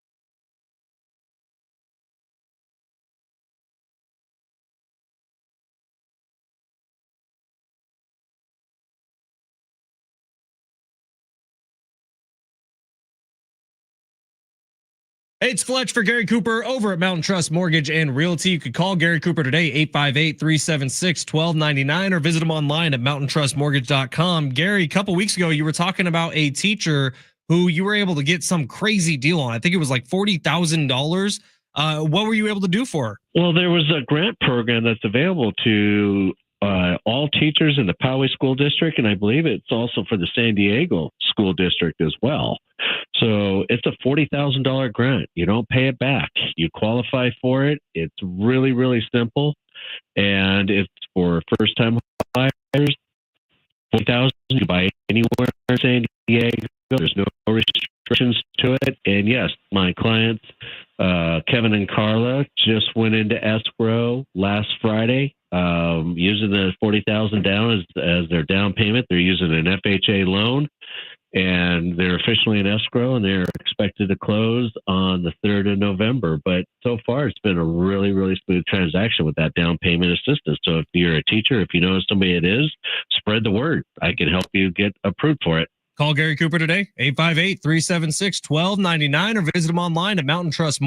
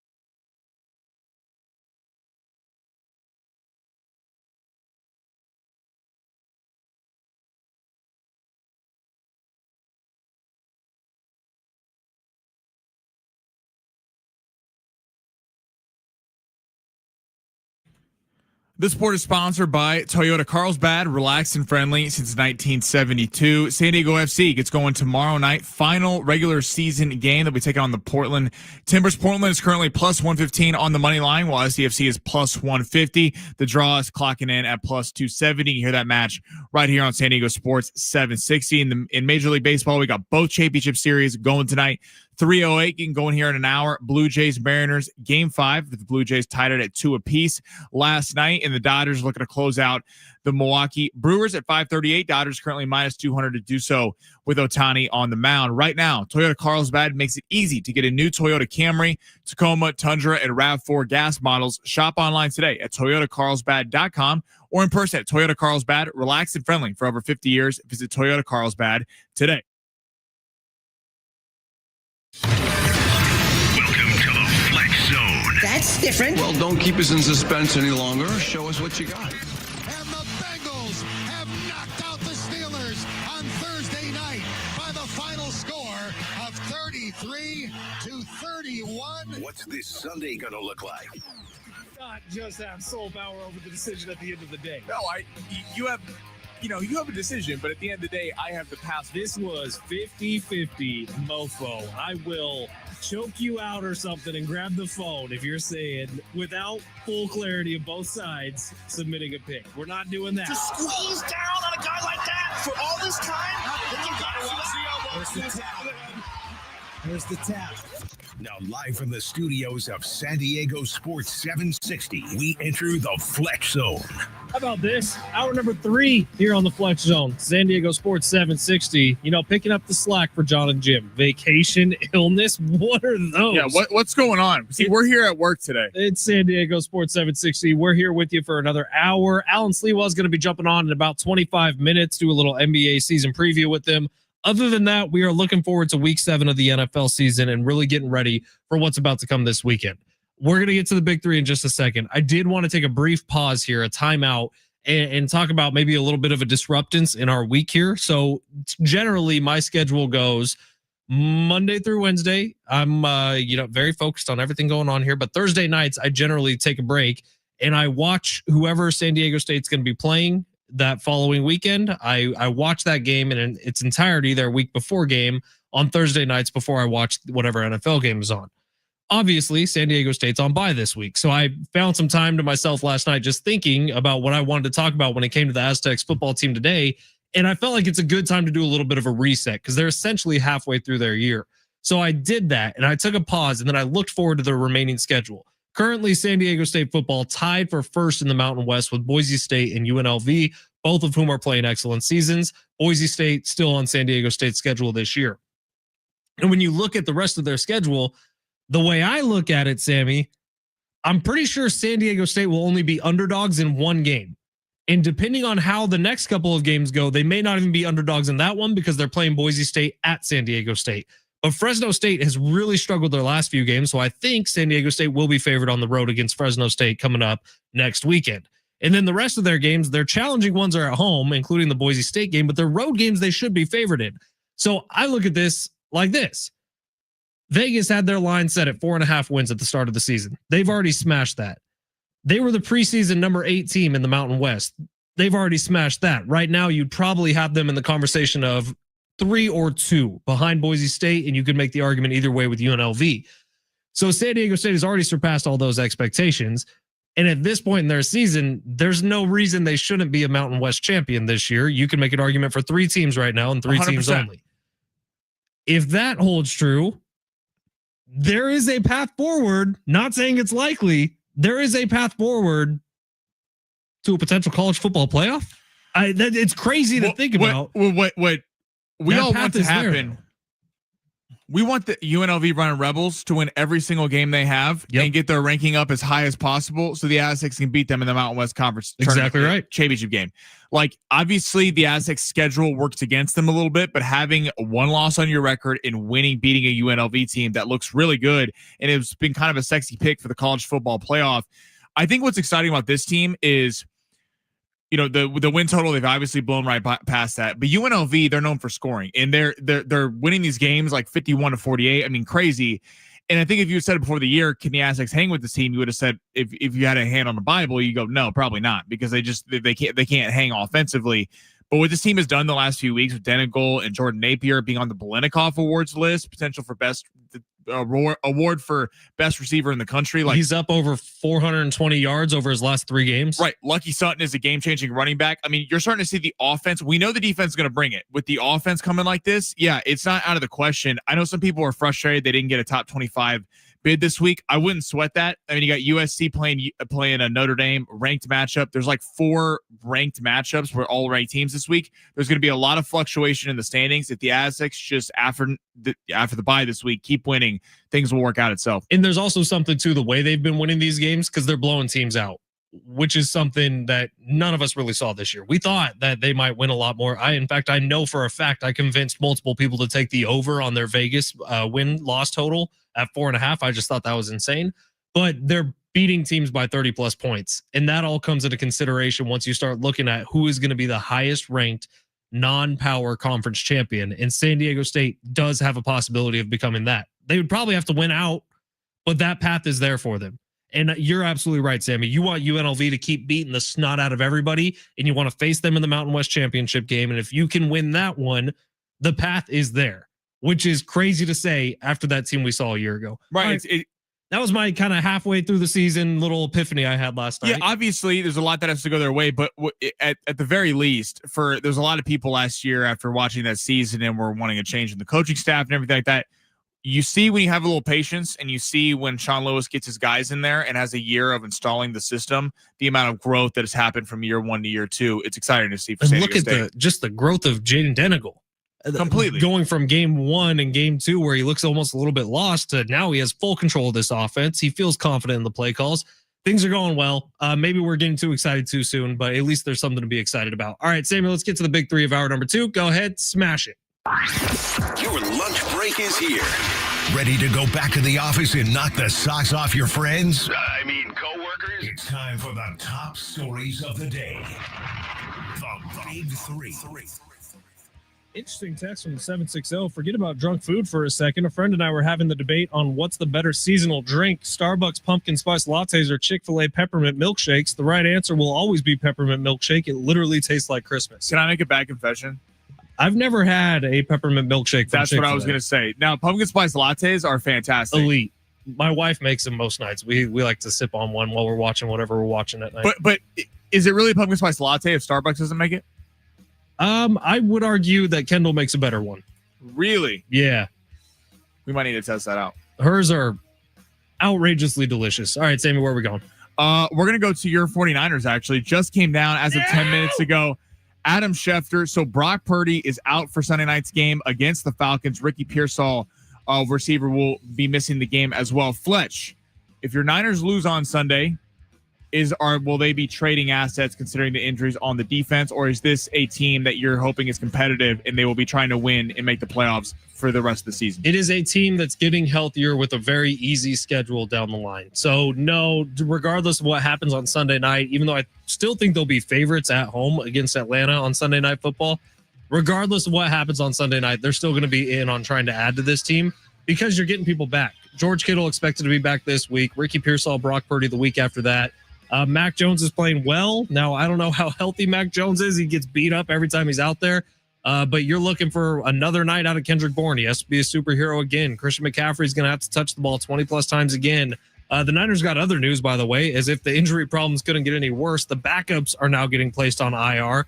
MVS, Marquez Valdez-Scantling, who hasn't been great for them, but has been a warm body at the very least, just went to the IR too. So it's bad. But because of how easy their schedule is down the stretch, no, even if you lose on Sunday, you're still going to be tied for first place in the NFC West. You still have to go for it. Well, I don't think the Niners are winning a Super Bowl or making a Super Bowl. The fact that the NFC doesn't have an elite team. I mean, everyone thought Philly coming into the season was the team to Can beat. I make an admission to you? What? A buddy and I did sprinkle more than just a little bit on a Niners Super Bowl. I mean, you could have just donated to charity. That would have been better for everyone. I will see when I'm walking around with a fat wallet. here in a couple months. Brock Purdy's winning the thing. Okay. We're going to He's such a hater, dude. No wonder Steve thinks you're gonna get divorced 5 times. Having a conversation with you is impossible because I speak the truth, and the truth can hurt sometimes. But for your Niners. Now, normally I would say when Nick Bosa and Fred Warner, the two best players on the team, go out, I would be like trade assets. But the fact that there is not a single dominant NFC team, you look at the Eagles. They're in a free fall right now. They've been outgained in every game of their first 6. You got the Lions just lost to the Chiefs. Their defense is completely decimated by injuries yet again. The Rams don't look like some unbeatable team. Hell, your Niners beat them on the road in Los Angeles a couple weeks ago. They're 3-0 against the NFC West. Right. And you look at like Tampa Bay is 5-1 and earns that respect right now and should be the favorite, but they also are coming back and winning these games late. So I do think with the cake schedule, I think you got to keep at it. But if you believe in your boy Purdy, which all Niner fans do, I guess, yeah, I think you got to look at trading Mac Jones because when he comes back, because you could get something right now for Mac Jones that could be a pretty high pick, maybe even a second-round pick, and just letting him stash on the roster and then creating even more of a QB controversy, which the Niners have been dealing with, where it feels like for like 6-7 years now, I think is a mistake. I don't think you can trade him because I don't know if you can trust Brock to stay healthy the rest of the way. But I do think Brock Purdy's a better quarterback. We'll see. I don't know. What's next? Okay, the Chargers. So star offensive lineman Joe Alt was looking like he was going to be making a return this week against the Indianapolis Colts. He will not. He's being listed as doubtful for this game on Sunday.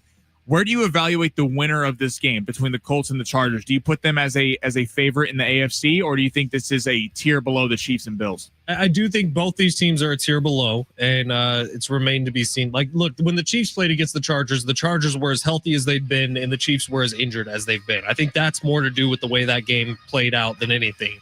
I do think if they played again this week, Chiefs would be winning that game no matter what. The Chargers, I do believe, have the better roster than the Colts right now. The Colts have the better individual performances so far in Jonathan Taylor and Daniel Jones, and they've been playing an easier schedule. I don't know that who wins or loses this game determines anything massive. I think both these teams are playoff teams. I don't see either of them really making it past 2 rounds of the postseason, though. I think they're both very beatable once you get there by teams that have a little more postseason experience. And we've seen Justin Herbert not play well in the postseason before. Well, that's the thing with him is Herbert. You concerned about the fact that Daniel Jones have a postseason win? He does. He beat Minnesota 3 years ago with the Giants. But that it's weird. Like I do feel a little bit like I get if I was a Colts fan, I get where I'd be a little irked about the fact that they are winning these games. They look really good winning these games. Hell, there's a case that they should be 6-0. Again, if Adonai Mitchell doesn't drop the ball at the 1-yard line when they're about to run in the end zone. But look at the competition they've been beating. It's hard, even though Daniel Jones is in the MVP race, the highest passer rating in football right now. It's hard to sit here and go, Daniel Jones is going to go beat Josh Allen or go beat Patrick Mahomes or hell, even Aaron Rodgers or Justin Herbert. The Chargers have the upside because they have an elite quarterback, but it just shows how long the season is. After the first 3 weeks, Justin Herbert was the MVP, and everyone was thinking the Chargers are Super Bowl favorite. And then you saw the injuries coming, and I think they got a little bit overhyped against the AFC West opponents that they're not all that. But I do think the winner of this game will be very important. But it just Herbert does not look the same since this offensive line has not been here. You already dealt with Joe Alt makes such a difference. I mean, out having Slater and Alt, and you're out Hampton, and you're out Najee Harris. I mean, I've been on record. I think they need another receiver to go along with this. But the Chargers are, I think, a little bit overhyped the first 3 games. Give me one more quickie. Let's go to college football. There's actually 4 big time ranked matchups this week. Pulling them up in front of me. We got USC Notre Dame. USC number 20 taking on number 13 Notre Dame. We got number 10 LSU taking on number 17 Vanderbilt. Then we got number 5 Ole Miss taking on number 9 Georgia, and then Tennessee is taking on. I'm trying to find the last one. Trying to get it right in front of me. They got Bama. Anyway, which of those 4 are you most excited for? Tennessee, Alabama has to be one of the bigger ones. I do think the USC Notre Dame storyline, because of the history and because of the fact that they're both good again, is a lot of fun and definitely is going to be one I'll be watching. That feels like a split screen tomorrow night between USC Notre Dame and Tennessee, Alabama. I'll tell you, the ones that are interesting to me are Matt Rule's game. They're playing tonight. I guess not the Indiana head coach anymore because he just got broken off. 8 years, $92.5 million. But I want to see all these guys who we know are going to be in competition for that Penn State job, and I'm more curious about their post-game pressers. That's interesting. Yeah, see who trips over themselves. Nebraska's playing Minnesota tonight, and Matt Rule has been getting eviscerated for how he handled that. Been trying to kind of come back and be like, "No, I love Nebraska here." but still not denying Penn State. Yeah, it is kind of amazing that Cursignetti gets that deal probably single-handedly because of the fact the Penn State job's open and Indiana didn't want to lose them. I am excited I think that Tennessee-Alabama game is going to be fun. Let's see if Kalen DeBoer is legit. LSU Vanderbilt, I don't think it's the same team they were last year, but LSU, I mean, Brian Kelly's been talking with his chest out. His best win was against Clemson, who is trash now and can't win any games. USC, Notre Dame is always a great one. If Notre Dame loses, they're out of the playoff with 3 losses. If USC wins, they're vaulted in the top 10. I think this is going to be a really fun game to watch with SC on the road. Penn State at Iowa. That's Take fascinating, Iowa. dude. It is fascinating. Like, does Penn State do something similar to what UCLA did to Penn State, where like UCLA fired their entire staff and then all of a sudden they're a good football team? Like, was James Franklin the problem, and does Penn State play more inspired this week? You know, James Franklin, one-on-one exclusive interview on College Game Day tomorrow. Oh, that is going to be juicy. All right, coming up next, let's take a look at some of the betting lines in the NFL this weekend. We got Alan Sliwa coming up at 2:30. We'll make some picks on the other side and get you ready for a Sunday in the NFL. San Diego Sports 760 live on the iHeartRadio app.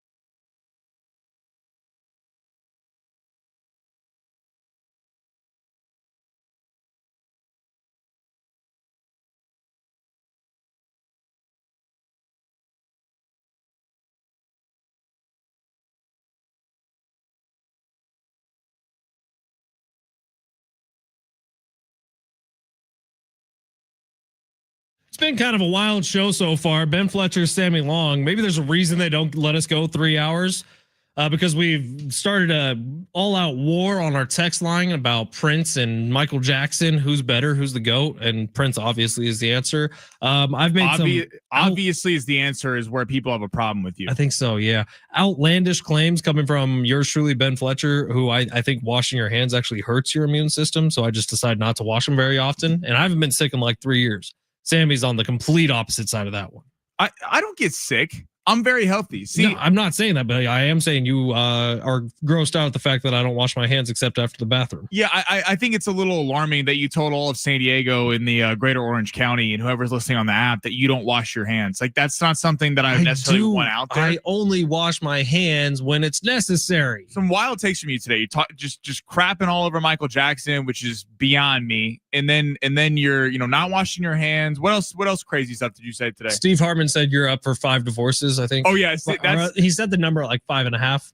I think he said 5 to 6. He said you're having 5 to 6 kids, and I'm having 5 to 6 divorces. Which, if I was to have 5 to 6 kids, I'm going to be help us 30 all. in like 2 or 3 months. I think I would have to get started yesterday. Can you imagine that though? You just be like all day going to kids' practices. Dad. Oh, I feel God. like 2 kids is the answer. That's what my wife and I have talked about a lot. But again, we're probably going to have to get started soon, and we have not gotten started on having children. Have you guys talked about with your therapist about that? We don't have one of those. Probably could use one. That'd be good, I would imagine. I think it's very healthy to have a therapist. I've never sat in on a therapy session or had a therapy session, but I would imagine it would help me out a little bit. 6949 says, Fletch, I'm concerned what you deem necessary and unnecessary for hand washing. I agree, 949. I think it's a little alarming. If your hands get dirty, wash your hands. Other than that, you're good to go. Wow. Okay, So, it's literally been like 3 years since I've been sick, so I'm obviously doing something right. well, you're lying now because you said you had COVID a year and a half ago. No, I had a COVID a year and a half after COVID started, and since then I've not been sick once. So, Well, which is funny because you told me last week, you were like, I got in here, you're like, man, I'm not really feeling it today. I'm like feeling a little off, feeling a little sick. Like, stay out of this studio. So I think you're just lying. and I was fine 20 hours later. It was literally just a lack of sleep. So I'm fine. No bacterial infections here. We're good to go. All right, this week in the NFL, we got a lot of really good games. This was a tough week Really for good me and slate. Sammy. It was a tough week for us to pick. Primetime started off with a bang last night. I would have thought last night was not going to be a very good game, but Thursday Night Football surprised us this year. And Al Michaels actually made notice of that. I don't know if you heard it, Sammy, but it was in the fourth quarter, and it was a close game. It was kind of going back and forth. Pittsburgh was about to take the lead on that Pat Freiermuth touchdown, and Al was like, we looked at this one. We had it circled as one of those Thursday night games like we had the last couple years, but it surprised us. And I think all of primetime has been really, really good this year. Yeah, we haven't really had a primetime clunker yet. Not one. I'm thinking, think back over the season, there really hasn't been one bad one, and there's been a ton of upsets in primetime, which has been huge. So this week in primetime, these are the final doubleheader Monday Night Football games. We got Bucks Lions. Great game. Expected to be a great game. Texans Seahawks. I think that's going to be a good game too. In Seattle. Seattle is one of the best venues for football. I think it translates to TV, one of the best. And then Sunday Night Football is Falcons Niners, which with all the injury concerns, I think it's made it an even match. How about that? My favorite game of the week is actually Commanders and Cowboys. I'm really Great game. I'm excited for this game because you look at the Eagles flailing. So the Eagles need a win against Minnesota, but the winner of this game, I mean, you might look at if the Eagles lose is like a favorite in that division. I know they're both coming off losses, but Dallas, they're not going to have Trayvon Diggs. They're getting CeeDee Lamb back. The offense is unbelievable. And the Commanders, probably should have won that game against Chicago if they don't turn the ball over 3 times. We'll see if they kind of get that back. But I'm really excited for that game. And hell, the London game with the Rams and Jags should be fun. Finally, we get a hopefully good London game. They've been good games, but it's been because the competition's been so bad.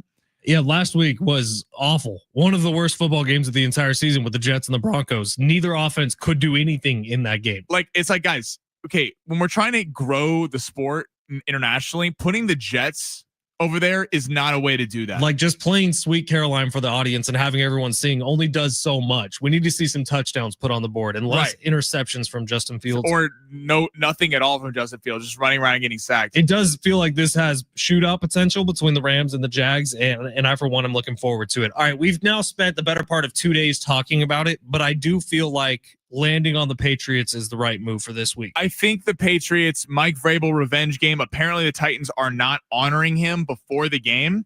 And Vrabel had some comments about that. Didn't seem too thrilled about Tennessee. So Drake May, please do not let us down.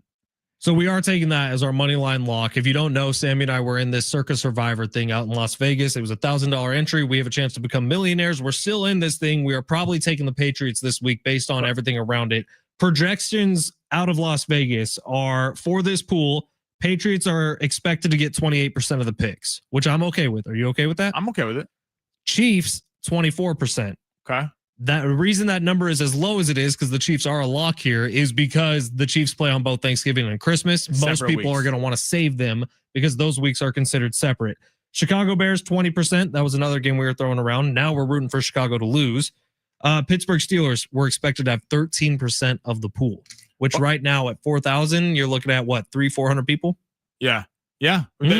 Every entry eliminated matters. By the way, my boy's defending you. My boy Jacob just texted me and said I'm lying because I get sick all the time, which I think is not true. Sammy does get sick all the time. I use sick as an excuse to do things I don't want to do. No, he'll text me and be like, bro, I don't think I can come into the show today. And I'm like, Sammy, sack up one time and get in here and work, dude. You live in a separate studio as everyone else. Alan Sliwa is coming up next. Alan Sliwa is our NBA insider. He's our guy who we go to when we have questions. Well, the season is what? Is it 7 days away? Are we Tuesday? Tuesday is starting. Tuesday, even less than 7 days away. NBA basketball is back on our TVs. There's only one person we know to go to when that's the case. His name is Alan Sliwa, so he's coming up next. And Alan is going to pick the number caller that we are giving away those Hallow Scream SeaWorld tickets to. Alan Sliwa next. San Diego Sports 760 live on the iHeartRadio app.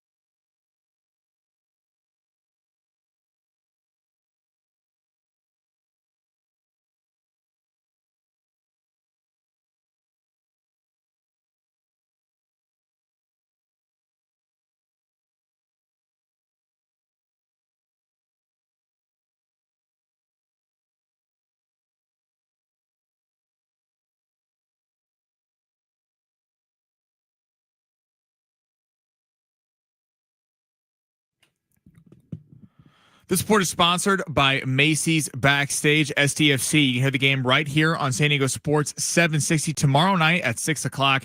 They'll be taking on Portland. Portland is currently plus 155 on the money line, where STFC is checking in at plus 150. And in Major League Baseball, both championship games are getting going today. The Mariners will be hosting the Blue Jays after the road team has won every single game of the series. Toronto is currently a minus 120 road favorite. That game gets going at 3:08. And the Dodgers looking to close out the Brewers at 5:38. Dodgers currently minus 210. Macy's Backstage is a whole department inside your Macy's store where you can find the latest fall looks, all for under $30. With new arrivals every day, you never know what amazing deals you'll find. Don't wait. Find a location at Macy'sBackstage.com.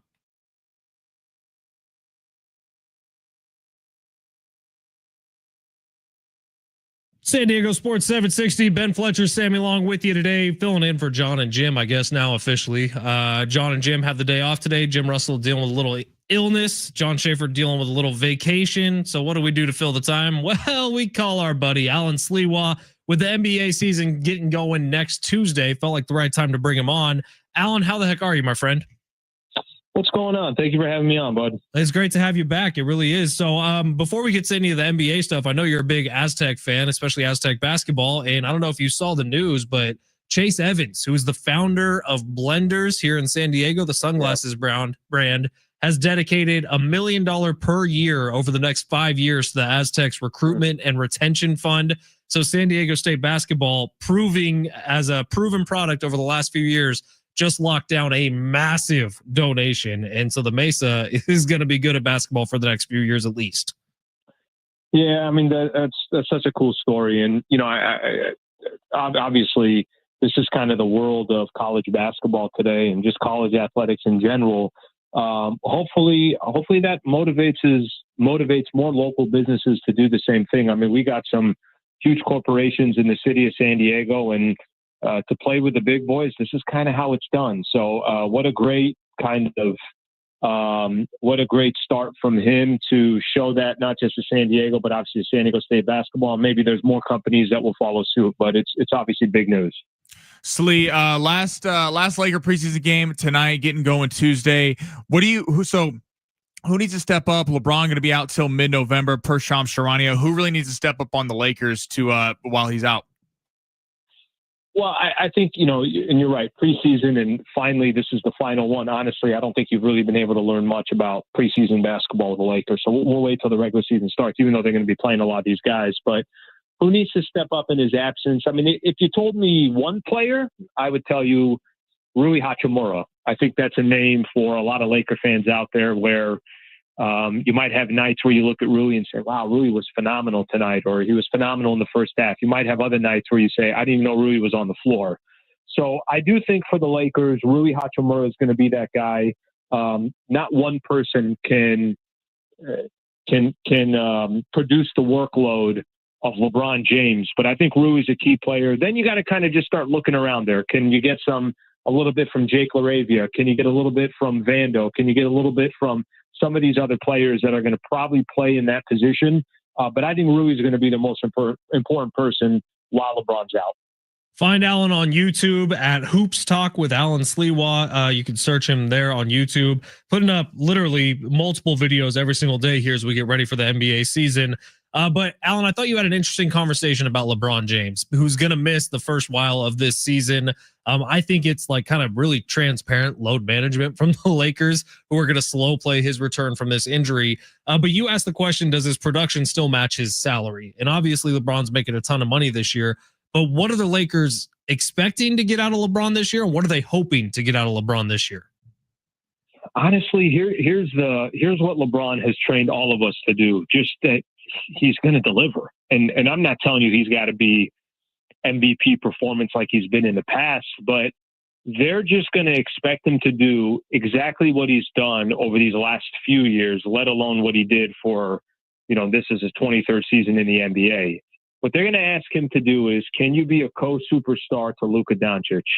Can you still get your 24-6-6 or 24-7-7, something along those lines?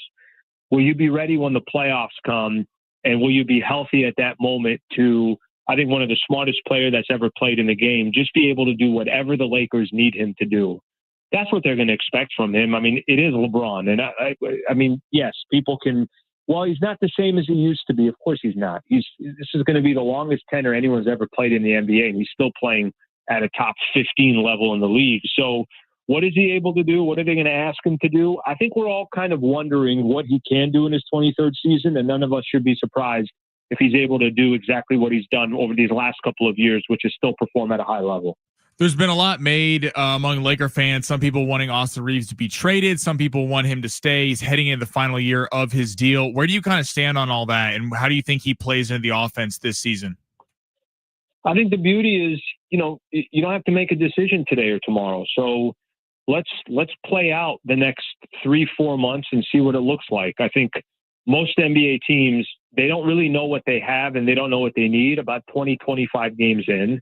And that's going to be the same thing for the Lakers. And if they start the season and by the time you get to January 1st, you're saying clearly Luka and AR is not a good match long term, then you can make some decisions by then. But I don't think there needs to be an overreaction to start the season. I know a lot of Laker fans are just kind of stuck on not just those two in the backcourt together. They're also stuck knowing that Austin Reeves is about to make a lot of money. He's going to get a payday. He'll make at least $30 million a year, probably closer to $35 million a year.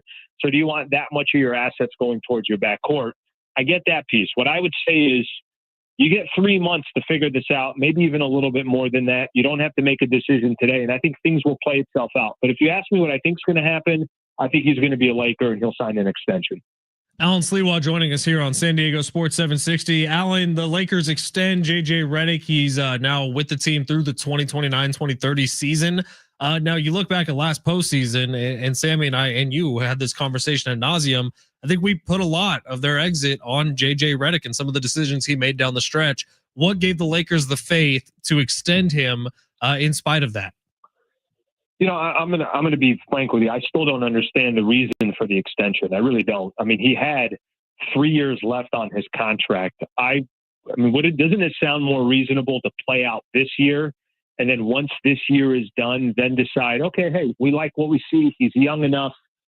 He made some corrections. A rookie head coach going to a playoff series. Is it bound to happen that he's going to make some mistakes? Sure. I still don't really understand the extension, but I will tell you this. I think they clearly, obviously think they got one of the young, bright coaches in the NBA. Who knows? Maybe there's asking around. Maybe there's the question with Luka Doncic. Luka, you just signed an extension. You happy with JJ Redick? Do you want this to be your coach for, the next 4, 5, 6 years, whatever the case is? Maybe there was enough internally and them trying to show that we're not going to recycle coaches like they typically do every couple of years. Here's some clarity with a coach that we like. Players like him. And if Luka likes him, that's probably the justification for it. Alan, so Lakers, depending on the sports book you're looking at, behind Oklahoma City and the Nuggets in the West in terms of odds, maybe behind Houston, depending where you're looking. Where do you see the Lakers stacking up in the loaded Western Conference? Yeah, I still got my question marks for the Lakers, and I don't question whether Luka is going to have an MVP caliber season. I don't question can Austin Reeves give you 20 a night. I don't question what LeBron can do when he's in there. I think the questions that we need answered is DeAndre Ayton the answer at center? Is Marcus Smart going to be the player that he was, or a version of the player that he was in Boston, or the player he's been the last 2 years where he's played 51 games out of 164? I think there are questions that have nothing to do with the stars. I think the bigger questions to me are everything around this team. And other teams clearly have some continuity, or they know what their identity is. I don't know what the Lakers' identity is. So definitely in that second tier, and probably mixed together with Minnesota and Golden State and the Clippers. And I'm as curious to know where they're going to stack up in the West. I don't think they're a playing team, but I also don't think they're a 3 seed. Alan Sliwa, find him on YouTube at Hoops Talk with Alan Sliwa. Alan, one more before we let you go, and it's about those San Diego Padres, who you are a fan of as well. Who do you want to see be their next manager after all this drama is playing out very, very publicly about Mike Shildt? Who would you like to see? Is it Albert Pujols? Obviously, everyone wants to see a return of Bruce Bochy, but you got any names in your head? Yeah, and again, this is not it's probably not a fair one, and this will take me back to my days, but look, I grew up obviously in San Diego, and seeing the Padres in the 90s and seeing Bruce Bochy obviously as the manager and the amount of success that he had, not just with the Padres, but obviously what he did with the Giants, what he did with the Rangers. You know, could this be his last hurrah? Maybe he's already done and he doesn't want to manage anymore, but I think it would be pretty cool. Obviously full circle, obviously a roster and a team that I think needs that kind of leadership, a clubhouse that, you know, you could question whether they have the proper leadership in that clubhouse or not, but a manager that's so respected. I want someone with experience. I want someone that's not taking a team that's rebuilding, someone that's taking a team that's been in the playoffs 2 years in a row. And maybe it's, you know, not realistic, but that's the name where instantly, and I hate to see Mike Schilt go. I really do. I think what he was able to accomplish, and maybe we'll get the full story one of these days, but what he was able to accomplish over these last 2 years, it's at least put the Padres in the mix here. They had a chance.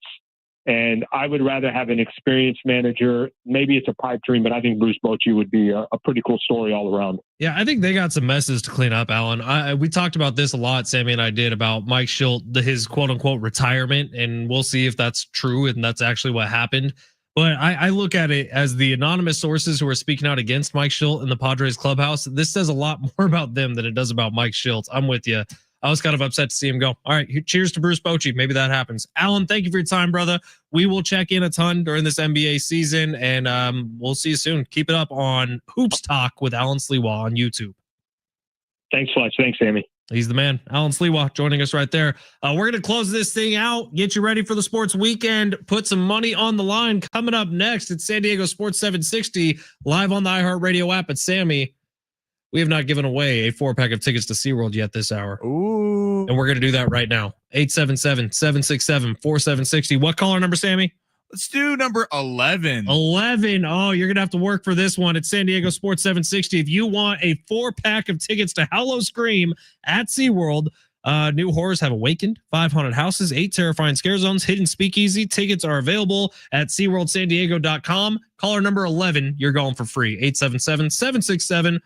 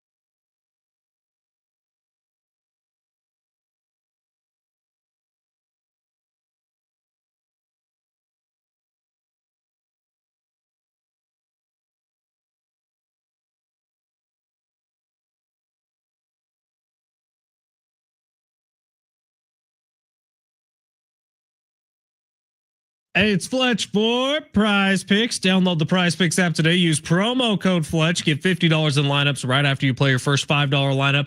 Prize Picks is the best daily fantasy sports app on the planet. I've said it a million times since November of 2023. I will say it a million more times until November of 2080. If I make it that long, we'll see. Prize Picks is changing the game once again. They've added stacks to their lineup. So, for example, Sammy and I have Rashee Rice going this weekend for more than 65.5 receiving yards. We have stacked that with Rashee Rice more than a half touchdown. Can I interest you in a Red Demon?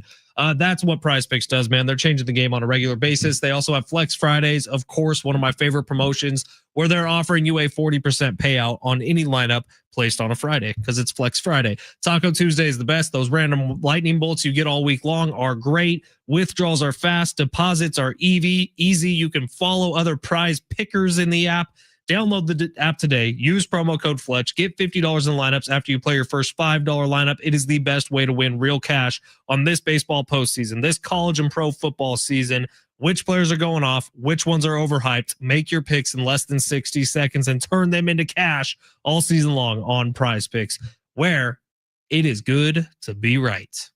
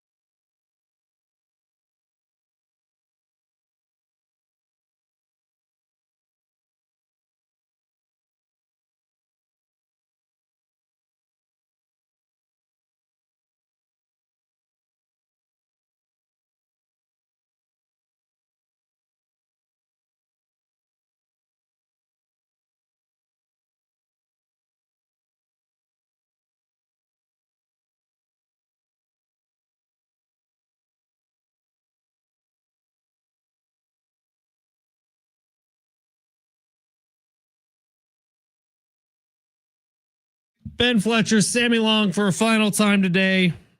Then we're getting out of here for the weekend. It's been a longer one for us today. Appreciate you for being here. If it's your first time ever trying us out, if you're wondering where the hell John and Jim are, we're not them. We're different. We're usually from 12 to 2 every single day here on San Diego Sports 760. Thank you for hanging out with us. If you've been with us from 12 to 3, John and Jim will be back on Monday. Jim's dealing with a lack of voice. John Schaefer is dealing with a vacation. So we're here for a little bit longer. Yeah, we're here. It's been fun hanging out with all our listeners, potentially some new ones. So appreciate you guys rocking with us on a Friday. Everyone on the stream today, Maria, Tyler, we had Rich earlier today. We had FedEx Trey, Viva Padres, John, a bunch of you on the stream today. Thank you for being here. Whiskey Bent, of course, talking about his favorite drunk foods, talking about Prince and Michael Jackson, talking about football as well. 949 saying Alan pick a caller. Well, sorry, Sammy picked the caller. I picked 11, and who did I just give tickets to? No shot. You already forgot. Dude. Who did I just give? Thomas. This Thomas is why you're getting divorced ticket. 5 or 6 times, according to Steve Hartman. Huh? This is not. Thomas is the man. Thomas was great on the phone. My brain's going a little mush right now. Thomas, congratulations. Thank you for listening. We sure do appreciate it. Carrie won tickets today. Francisco won tickets today. Francisco. Thomas won tickets today. A lot of people. Lots of people. We appreciate all of you listening. All right. We got 2 games tonight in Major League Baseball. The Dodgers series has potentiality to end tonight. Blue Jays Mariners is tied up. Sammy, do the Dodgers see a game 5, or is it a clean sweep of the Milwaukee Brewers? I gotta say, I think it's a clean sweep. So do I. I think the Brewers' last chance was last night. Their pitching staff is completely decimated. the Miz was the guy that was kind of their shot yesterday, and he was pitching phenomenally until they left him in a little bit too long in that one, and Will Smith and Tommy Edman were able to get to him. But the Brewers looked a little defeated yesterday. I think it's done. I think they know it's done. But I really am rooting for in the other series the Mariners to win tonight, because I think the Blue Jays will get Game 6 and it will go to a Game 7, because that's just a phenomenal series, and I'd like to see that go 7. Two best words in sports, Game 7, especially if somehow Max Scherzer can get back on the mound. If you missed any of yesterday's game, Max Scherzer was pitching. He was pitching well, and gets into the later innings, and the manager comes out to try to take him out of the game, and Max Scherzer literally takes a step off the rubber, screams at his manager to turn around and go back to the dugout. His manager listened, and then Max Scherzer proceeds to strike out the next. If that was anyone besides Max Scherzer or Justin Verlander, they would have been like cut. But he is a terrifying human being. He's got seriously, with the two different, he's got the husky eyes, like the dog, and he is a dog. Max Scherzer is not someone I would want to mess with.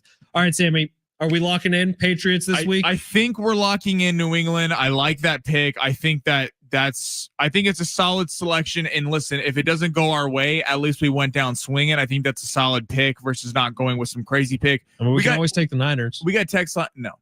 858 says, I'm going to say it again, brothers. Browns over Finns. That is just aggressive. I don't like it. I don't hate it. I don't like it. 2 has been terrible in bad weather games. But guess what? If we come in here on Monday and the Browns win by 20 and the Patriots lose, we'll apologize to you in a big way. Do you look at the NFL schedule?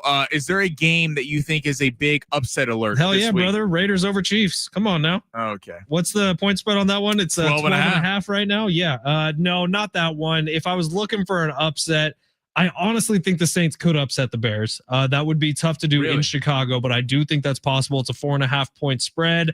Vikings, I think, will upset the Eagles. That's a 2.5 point spread. It's in Minnesota. Carson Wentz revenge game. That was an ugly divorce between Carson Wentz and the Eagles. And Giants have potential, but not likely to upset the Broncos. I actually think this is a get-right game for the Broncos after a miserable performance out in London that they won. And then let's give me the Commanders to upset the Cowboys. I can't believe Dallas is favored in that one. Yeah, that one's just 1.5. I'm gonna go.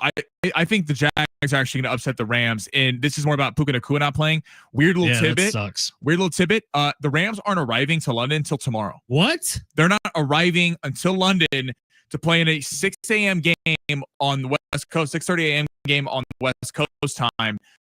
Till tomorrow, missing your best receiver. I think this is a weird choice by the Los Angeles Rams to not get there late. I think they lose that game, and I'm actually calling it. I think the Giants are riding a wave of momentum. I don't know. The Broncos feel like they're due for a get-right game, don't they? They've been winning. It's just the Broncos the Broncos are so weird to me because the defense is fantastic. Everything on that team is great, except Bo Nix is like he can't hit water if he fell out of a boat. He is one of the most inaccurate passers in the league, according to PFF. It is a problem for Denver, and I think that Jackson Dart and Cam Scatterbo and that defense, by the way, one of the best pass rushers in football, I think is going to get after him a little bit. All right, we have about 30 seconds left, so I'm going to ask this, knowing Sammy won't have time to respond, and I'm going to delay a little bit here. Here we go. Las Vegas Raiders, if they beat the Chiefs, that's probably going to knock out around 600-700 people in our Circa Survivor pool. Will that make you a little bit happy? No, I will be furious if the Chiefs lose to the Raiders on Sunday. But you don't want to be a millionaire? I want the Chiefs to win on Sunday. You'd rather the Chiefs win on Sunday than be a millionaire? Yeah, the Chiefs deal with my mental health, so Monday is going to be very, very bad. I can't deal with Raider fans talking mess. Say you're 23 years old without saying you're 23 years old. You don't turn down $1 million. 949 says Pats is a lock. The Bears, yikes. We out. See you guys on Monday. Thank you for being here. Enjoy this weekend and stay safe, everybody. We will see you Monday at noon. John and Jim will be back. Everything will be set right in the world. Thank you for being here today.